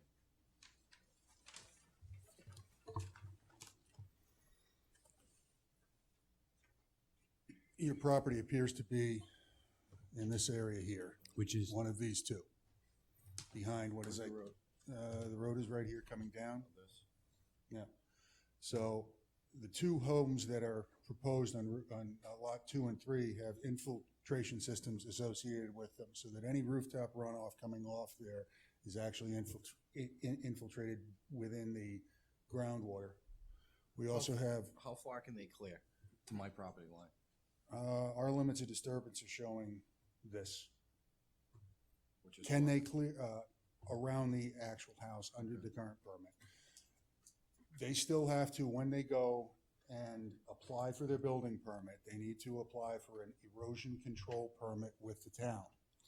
Meaning they have to show where the actual limits are. Maybe it's here, maybe it actually comes here, but they are not allowed to increase runoff from the development of this site onto your property, period. It's in the building code, it's in the town ordinance, it's in DEM's ordinance. It's all rock and a large hill, and this is all gonna be set right at the top. And like I said, my neighbor, I mean, they built the ground up this high. And now my backyard fills up with water. And I don't see how this is gonna help that situation in any way. I can't. Sir, I don't think it's gonna help it, but it's not gonna hurt it. Okay.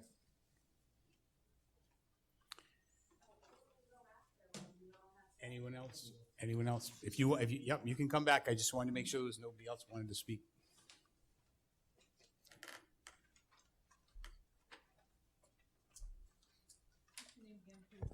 Kelly Drollet, 140 Whaley Hollow Road. DROLET. So who do we go after when we all have water damage to our property? Would that be the town of Coventry? You? You know, again, this is a hypothetical question. No, I'm getting ready to take my notes. You assume there's gonna be water damage. If it's constructed under the town direction, in accordance with the approval of DEM, in accordance with the approval of the town engineer, the statement that has been made by our professional engineer is that there's gonna be no increased runoff. Can I please have a straightforward answer?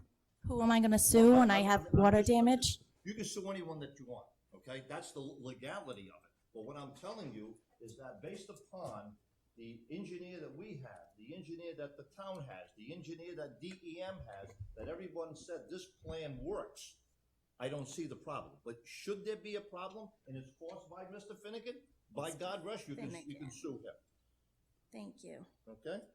But again, you gotta show that it came from this project, not some other place. Like that poor guy back here that's got the neighbor, okay? If Mr. Finnegan was building, he's not responsible for what the other neighbor did. Sure.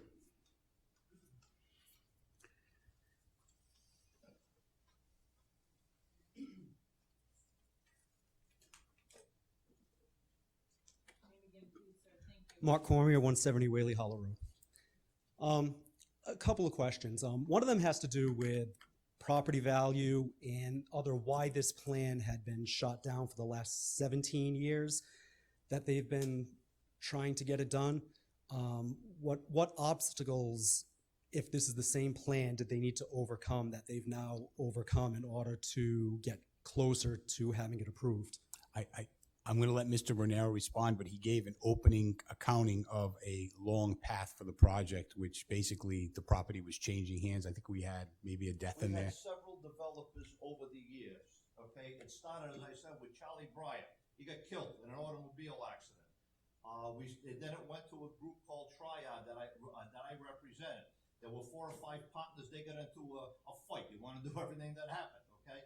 And one of the guys that was involved with it, Mr. Flanagan, who you guys all know from the homes that he's built down in High Hawk over the years, okay? Mr. Flanagan took it in trade for debt. Mr. Flanagan didn't want to build on it because he had 20-some homes there. In fact, he's just finishing it up. I'm going to be before you in about a month or so to set the final bond. Mr. Finnegan made a contract with Mr. Flanagan to buy it.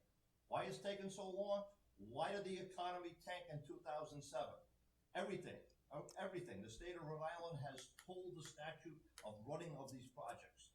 It's just that no one has gone through and since had the financial well-to-do or the desire to build on it. A lot of people have land for years that is approved. It just sits there. Now's the time Mr. Finnegan wants to build on it. I can't answer anything. That's the truth of the whole scenario. One more question, please, sir. So this wasn't shot down by DEM? Never. Okay. Never shot down by or DEM. I had received false information in that case. I had heard This- twice it was shot down by This DEM. went from one developer to the other, and with the economic downturn in 2007, where you couldn't get a mortgage and property values plummeted, again, is this project a home run for a developer? Absolutely not. When you're going to put 2,200 feet of roadway in, probably $300 to $400 a running foot with no buildable lots, your infrastructure is huge. You can't build every home and make any money and pay this back. That's the problem of it during the time frame of probably 2007 to 2014. And again, you're dealing with an economy where there were thousands of homes that were foreclosed on that you could buy a home for $200,000 from a foreclosure versus a brand new one for $4. So the economy's coming back now. We're seeing more and more of these projects come to life. Another one that I had before, Padula, goes back almost as old as this one here. We've been sitting on that one since 2004 because we couldn't afford to put the road in, build a house, and get our money back. Now the economy is here. We can build a home. We can your home is probably worth a heck of a lot more today than it was in 2007 because of the economy. And that's the whole scenario on it. My main question was about DEM. Apparently, I've been given false information about that. And I just want to know they've what had all had their changed. approvals. In fact, they've had them updated and renewed. And as you may have heard at the beginning of the meeting, we had 3 renewals on other subdivisions that were previously approved. If the economy doesn't make it worth them investing the money, they sit on them until the economy warrants. We had 4 at the last planning board meeting where people came in for another 1-year extension. Because absorption is also another factor. We have other subdivisions in town right now where there are hundreds of houses being built. If they all start at the same time, the prices drop because it's supply and demand. So timing is everything in that business. Thank you for your time. Anybody else from the public like to speak? Yes, ma'am.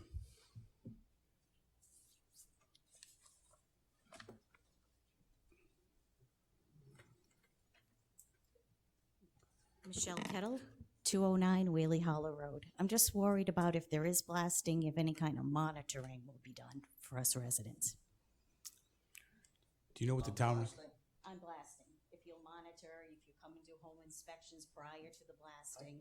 I am not positive of what the ordinance calls for on blasting. I am not either, because no one's ever blasted. I'm not really sure how the ordinance reads, but it's very restrictive on what they can do. And they have to get notified. I believe notices have to go out at least a week in advance. Do you agree? Yeah. Yes. Okay. There are notification to all possible impacted butters with regards to blasting. In addition, the fire districts also get involved and are monitoring through their fire marshals. So it's a very administratively intensive process. You can't just drill a hole in the ground, put some dynamite in, and blast. It's not that simple. Would we get a certified letter again if something like that was to happen. I don't have the ordinance in front of me, but I believe that the notice would include some type of written notice, and I can't imagine that it wouldn't be by certified mail to ensure delivery. Ms. Fagan?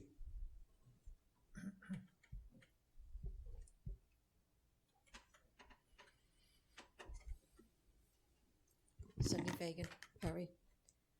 As far as the blasting goes, there was blasting done when the original owner had it, which was Charlie Breyer, because blasting was done on the Phillips Hill end of it because there is a lot of ledge. And I ended up with a cracked foundation.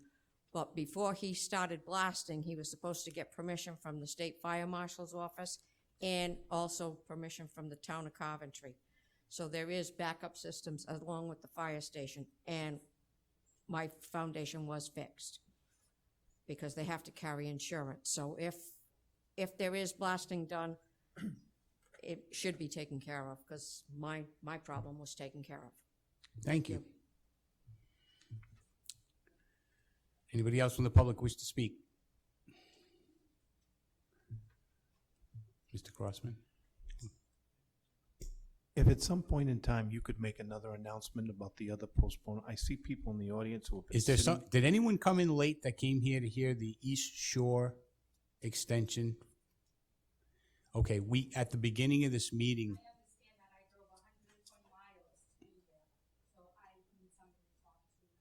All right, I apologize. What happened was, if you weren't here for the explanation at the beginning, there was a flaw in one of the notices, so. Okay. When this item's over, we'll get back to how best we can address your concerns. Okay, sure. I don't want you to have to come back next month if there's some way we can address that. Are you talking about the Oaks at East Shore? Yes, So that's off of tonight. yes. Unfortunately, there was a glitch with one of the notices that got sent out, and they were afraid that if they held the hearing without it, it would compromise the process such that it would invalidate tonight's hearing, so that they pulled it, and we're gonna hear it next month on July 24th, Wednesday, same time. Apologize for the inconvenience.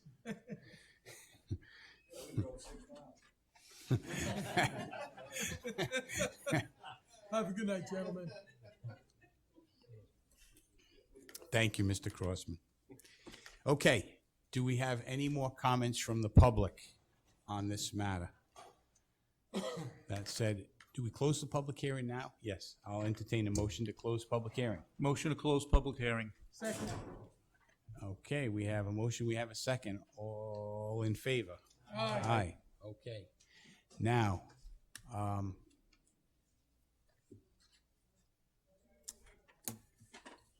okay, so I guess at this point, we would, if I'm not mistaken, we entertain a motion if someone wishes to make one for, I just want to look at this again, hold on.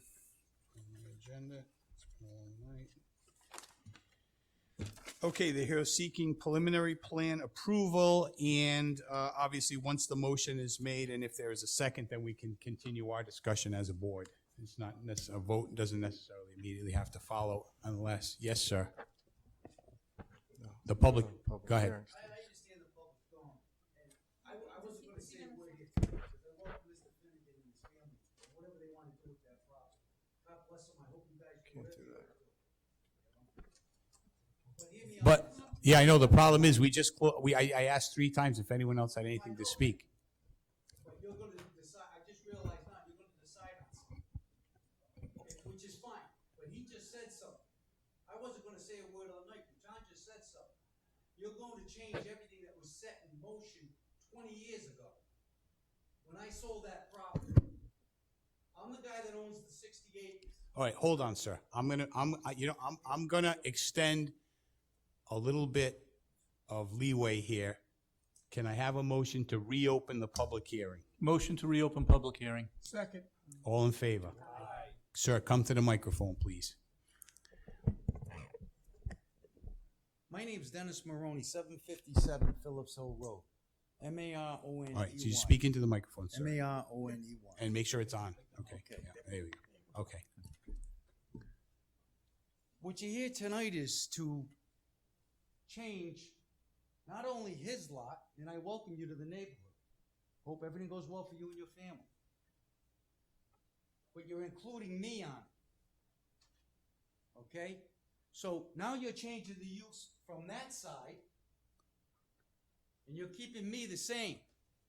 I'm Oh, not no, following. he says that this lot, my lot cannot have a family compound. 60 acres. So once you change that, it's going to be set in stone. That lot doesn't get changed to 60 acres. It cannot have a family compound on it. My 60 acres. Okay? So, no, you're changing everything now. Well, I'm Where gonna let him- my lot's included in it. I'm going to let Mr. Bernero I respond. just want to know, that's all. Dennis, let me show you what we have. This is the subdivision that was recorded back in 2005, when you sold Mr. Pimentel the property. There's your 59 acres. What's that say right there? This lot will never be further subdivided. Okay, it was a 10-acre residential I understand compound. that. There was a 10-acre. I'm not disputing Okay. this whatsoever. Okay. I'm not disputing this. Okay, but But here's what, I'm just the landowner looking at this. And I'm saying to myself, now you're changing everything over there. no, we're not changing anything. Well, no, it's going to a family compound, which I got no problem with. All right, hold on. Hold on. Okay. Back in 2001, when we started this, there was a residential compound proposal from day one. It was never family, it was never conventional. Wait a minute, let me finish.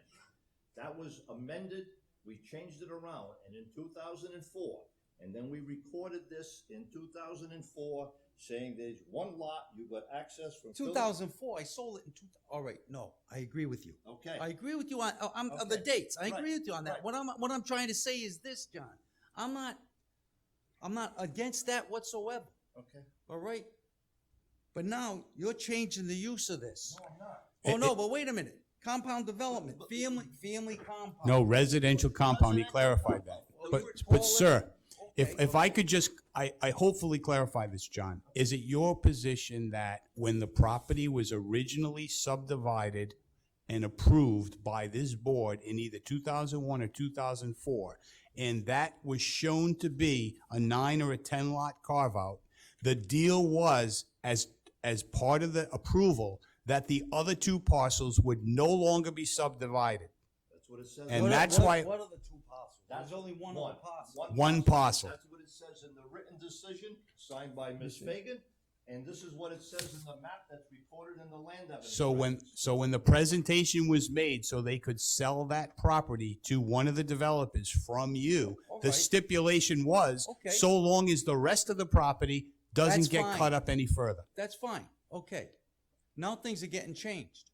What's changed? But Dennis, look at this. Well, you're going from No, look, this is this is what was recorded. I It's the understand that. exact same I thing. understand that. Whether Bill Finnegan or John Brunero built there. I don't, believe me, I hope he has a grandchildren that live there forever. I don't, that's okay with me. I'm more concerned about this. Nothing changed. I can't do anything about what was done. But things are getting changed now. No, You're affecting 10 lots. I understand that. Oh my God. Look, this plan that was recorded in 2004 is the exact Master same. plan approval for 9 lots. Master plan subdivision approval for 9 lots and my lot right beside it. This lot cannot get divided anymore, the 60 acres. Now we're going to something, I don't care, it's something different. It's not the same. We're changing things. I understand. Wait a minute. If I take the map, okay? If I take the map. I'm leaving it in your gentleman's hands. Think about this. Well, if That's I- all I'm at. I'm Okay. not here to No, okay. hurt anybody. I just Sir- want to make sure sir- about mine. Well, sir, let me just maybe, I think this will work out. The plan that we have before us, the perimeter of that is just for the 9 lot residential compound. So that does not close the door on any dispute that you have over. Yeah, it doesn't close the door in any dispute you have as to whether or not I don't have a that dispute. zoning, that decision, I'm sorry, that planning board decision or that plan that Mr. Bernero has in his hand is valid or invalid in terms of it saying no further subdivision on your lot. You could still contest that tomorrow or a year from tomorrow if you don't believe that's accurate. The only thing we're voting on tonight, the only thing is the approval of the 9 lots within this, how many acres, John? I'm sorry. within this 38 acres. We're not taking any action on either of the parcels that are shown on that old plan that are stamped not for further subdivision. So if you believe that's an inaccurate plan or it shouldn't have been recorded. I've never said that I didn't disagree with whatever. I have to go through my own files. This is something that's been brought Right. up that's just really, it's Right. been a long time. And you can go through It's been a those long files, and time. if you find an error, then it would be between you and the town to correct it. But it will not be hindered by the action that we have before us tonight, which is solely to approve these 9 lots within the residential compound. Is that your position? So why Okay. bring my lot into it whatsoever? I think as part of his history, John gave us, filled in the board. We weren't here in 2001 or 2005, except maybe 1 or 2 of us. Gave us the history on the travels of this particular project, particularly because the town does not any longer permit residential compounds. The town council outlawed them, but this was approved prior to, and we kind of had to have that for the background in terms of tonight's public hearing. Understood. Understood. Thank you for hearing Yeah, me out. sure thing. I got a question. We're gonna have to close the public hearing. Motion to close public hearing. Second. All in favor? Aye. Any opposed? None. Okay. And now, okay, I'm sorry, did you have a question? Okay, you had a question. Just for clarification, that gentleman's property under this plan cannot be subdivided. That is correct. I don't want to add to any confusion, but I have a copy of the decision of this planning board back from September 15th, 2004, and when Mr. Maroney owned the entire parcel. It's crystal clear in the decision that was approved in phases. So phase 1, which was the lot that Mr. Maroney retained, was phase 1. Phase 2, 9 lots with private road and open space access from Whaley Hollow Road. That's what's before the commission this evening, and that's what you're talking about. So there clearly was a phased project back in 2004. So should I correct what I just stated a minute ago? Is this lot part of our vote tonight? No, it's not. Okay. No, it's All not. right. Not at all, because phase 1 was done. What's in front of you is what became phase 2. Okay. Okay, any other questions, comments, or concerns from the board? All right, I'll mention a few comments, I guess, to start before we get into a motion. So the public hearing's closed, but just for the public's edification, this is a volunteer board. We have an opening. You know, we're looking for people anytime. So that's to set the stage of, you know, we're all here as volunteers. Our job is to make sure that these projects are in accordance with the regulations that have been approved. So whether I see a lot of projects that I don't like, I've been on here for a long time, but do they meet the rules and regulations that have been approved by the town, that everyone has a part in? So unfortunately, like a project already tonight, there are things that get approved all the time that we don't necessarily personally like, but if they meet the black and white rules and regulations, then they meet the approval standards. That's one. 2, so runoff, off-site runoff came up quite a few times. So just to clarify, based on Rhode Island general law and promulgated regulations, the applicant cannot increase off-site runoff to another property. So we received these plans. They've been through DEM. They've been reviewed by engineers. On paper, that's been approved, okay? What happens in reality should be what's depicted on paper, all right? We have no way of evaluating these except by looking at what's on the plan and the engineering that's already been on the plan. So based on that, their application does not propose to increase runoff off-site. That's consistent with state regulations. The third thing, just again to clarify, the confusion about family compound and residential compound. This is a residential compound. Seen a lot of these, and yeah, the intent probably when they started was that it was going to be family. That's not, as Mr. Brunero stated, realistic. So it could be anybody. Another thing, as far as wildlife protection, there's no regulations. There's no state regulations to protect wildlife. The regulations that in the process that the applicants go through are mainly for water. Wetland regulations, so they've received their insignificant alteration for wetland permitting. That basically protects the wetlands and anything associated with the wetlands. I just have to testify against the Burrowville power plant. There's just no regulations protecting wildlife as a whole. In our state, we don't even have endangered species regulations that protect. We have regulations that list. So, you know, it's definitely going to have an impact. But that's the, you know, state we live in. And lastly, that was basically just informational. I would like to see underground utilities, and on page 4 of 15 of the plan, it states that there will be underground utilities. So I understand that that's a change that has been made or being proposed tonight, but that's my opinion. Anybody else have any questions or concerns before we entertain a motion? I'll say one more thing. Yeah. You know, and I'm sure residents that have shown up tonight do not like this project. I totally sympathize.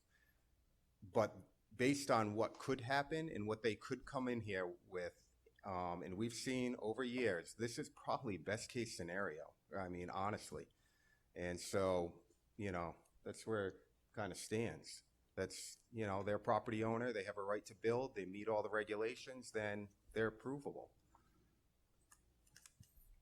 I know it doesn't sound good, and it sucks, especially when it's behind my yard. Mr. Bonero, would you object to underground utilities if that's what the board wants? Could we at least meet halfway and go to 2,200 feet where there's no homes?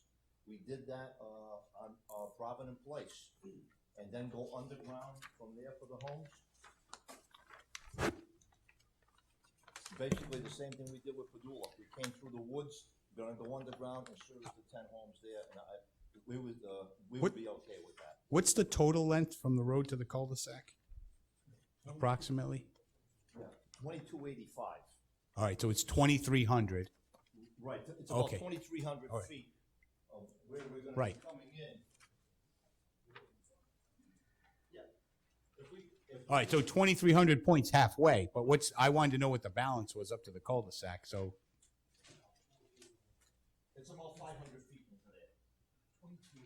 23 is the whole road, so it's 1,800 to there, roughly. Okay. Okay, that's what that's what I was trying to get I at. thought it was 2,800. So, well, I was actually, when Jason brought it up, I wanted to kind of poll the members to see what they thought, whether it should be, you know, underground or not before we even made the motion. Sometimes that's a way to iron out our differences without having a motion and then having to go back and make amendments. So, I don't know, I could, I'll start. I'm fine with the halfway. Okay. I'm good with that. Because we've done it in other projects. Good. halfway? I'm good with it because if there's an issue with that pole line coming in, it's only gonna affect those 9 lots. That's It's it. not gonna affect any off-site, homes. No. With the transformer, so.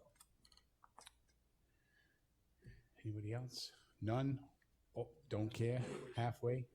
Can I just ask, just for, maybe I polled too quickly, what was the reasoning behind having them completely underground, other than it being stamped on the plan, and I'm not trying to make an issue.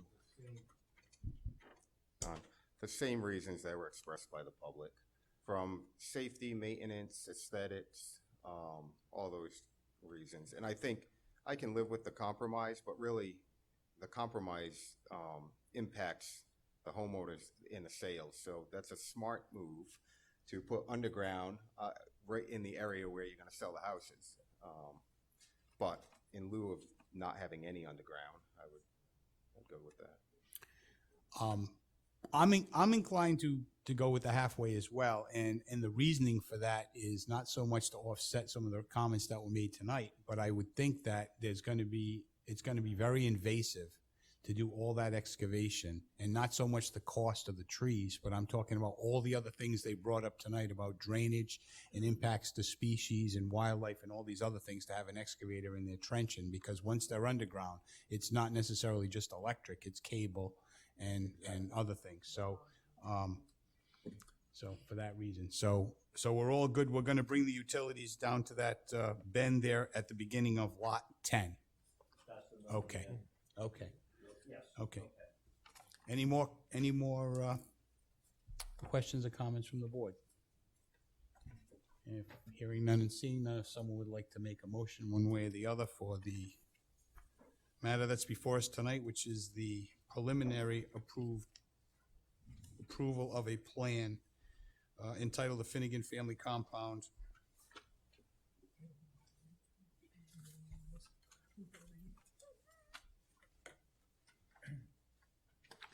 As soon as I find it.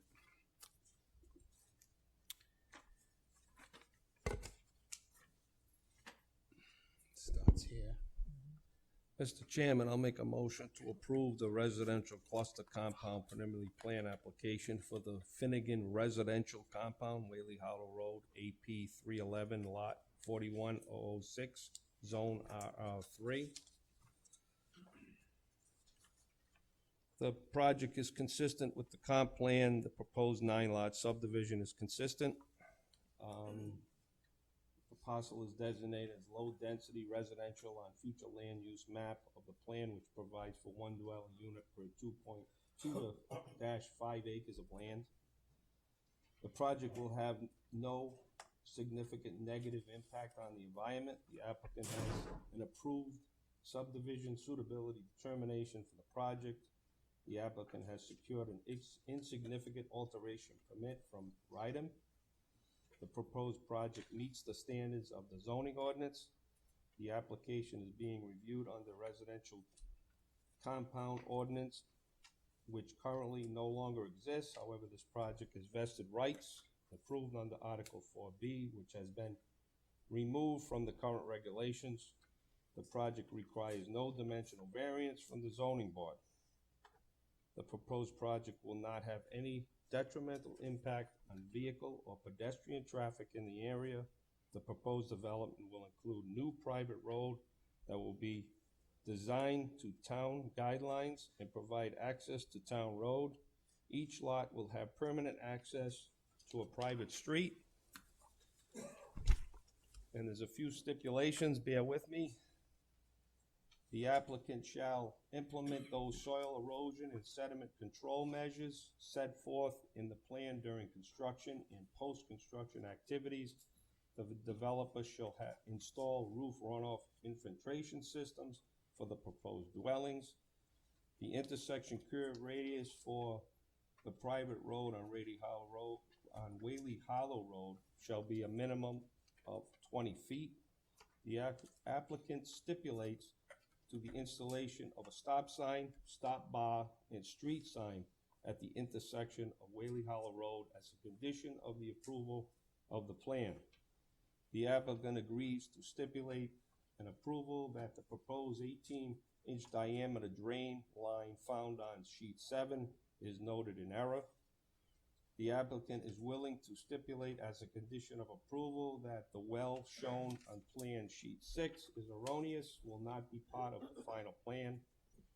The applicant is willing to stipulate the installation of a stone check dams prior to the intersection and condition of the preliminary plan approval. The applicant will be required to obtain OWTS permits for each buildable lot for RIDEM prior to the insurance of building permit. The applicant will be required to install final soil erosion control layouts for the individual lots and building, as well as drainage mitigations. These stipulations shall be required prior to the insurance of the building permit. A note shall be added to final plan indicating that the project shall not be further subdivided or reduced in size.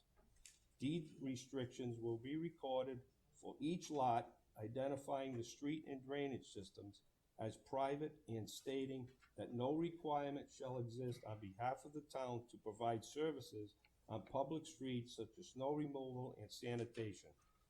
The developer shall finalize a declaration of a restrictive and protective covenant and a set of bylaws for the Finnegan Family Residential Homeowners Association to be recorded with the final plan.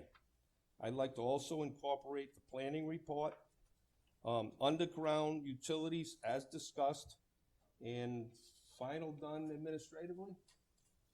That was gonna be my request, thank you. Motion's on the floor. Do I have a second? Second. Any further discussion? Could I offer a friendly amendment to, in the event of blasting, that the applicant shall notify butters up to a half mile via certified mail? John would. Probably in the law, I have no problem with that. I'll amend and add that, as stated. And second? Second. Okay, that it? Any further discussion? Hearing none. Poll the members. When I start at this end, Mr. Mattson? Aye. Aye. Aye. Aye. Aye. Aye. 9 ayes, 8 ayes, sorry. Thank you. I can't count again tonight, that's twice. Thanks, Jason. I forgot to put blasting. Okay, that's all we have. Next item? No, not next, we still have election of officers. Item 5, election of officers. I'm gonna mention this first. Hold on. I'm gonna mention what you mentioned. Before you make the motion, I just want to get some clarification, Yeah. but I'll let you make the motion. I was gonna, and I also have a question, so I mean. Where? Election.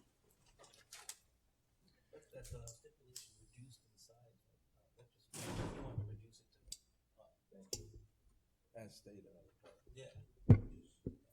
That's why I encompassed the planning report. Okay, we have election of officers, if we could just reconvene. We have election of officers. Are we just filling the chairman's role at this point? All three over again?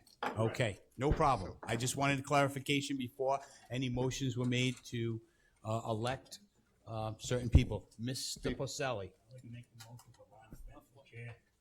We have a motion on the floor for Ron Flynn for chairman. Can I just ask a question? So we don't have a full board at this point.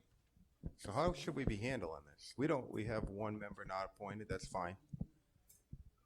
It's up to you guys. I mean, It's up to the town council to fill the vacancy. you don't have a chair right now. We need a chair. Interim chair. Yeah. Well- No, you have well, a vice chair. You have a vice chair. The role of the vice chair is to assume the duties of the chair in the absence of the chair. To clarify, the vice chair has expressed a concern about how long he was going to be the chairman. Leaving his office and racing to the Coventry Town Hall to sign plans and approvals and minutes. And there is another member on this board who has been on this. And we appreciate that, by the You were way. here longer than Mr. Flynn, but he's been on certainly longer than me, and he expressed an interest, and I didn't have a problem with it. To some degree, I enjoy the role of vice chair because I think I feel a little more comfortable asking questions and making some of the motions. So That's, I certainly. it had nothing to do with who might, because I didn't even know. No, It was no. process related. Yeah, that's my concern, for whether you needed 9 people in the seats in order to conduct the election. no, I don't know. Well, it's I- not my I- opinion. No, by the way- I don't think you do. You constitute the planning commission, and you have the right to organize yourselves as you see fit. And did And there will also be, can I just say one thing? There'll also be, in 6 months, in January, you will be having another elections. Oh, boy, oh joy. I'm just letting you know, they usually happen every January anyway, So so. Ron, you have 6 months.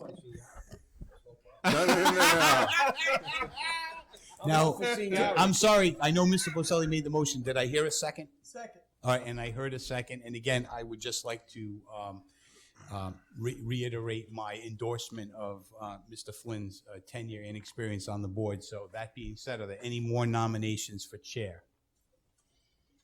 Hearing none, I would ask that the secretary, who's Mr. Flynn, I guess, cast, or do we have to, well, I guess we'll just vote. All in favor? Aye. Any opposed? All right, the ayes have it. Then, I guess the next office would be vice chair. I make a motion to make Rick William vice chair. Second. Thank you. Aye. Any more nominations for vice chair? Hearing none. All in favor? Aye. We have eight ayes, and now we need to fill a secretary's position. I make a motion to make Sandy secretary. We get a motion, second, and all in favor? Aye. Any opposed? None. Congratulations. Okay. There we are. Is that it? Wait, I don't even see. Motion to adjourn. Anyone want to make a motion? Let me see. Motion to adjourn. Adjourn. Second. All in favor? Aye. Any opposed? I Ron, don't think so. Flick that switch, please. Now we gotta talk to that young lady.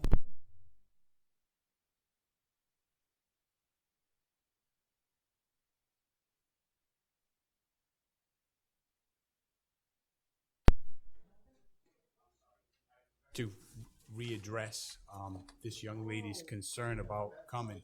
Yeah, that's not something you're gonna do before the board. Okay, good. So I guess, and correct me if I'm wrong,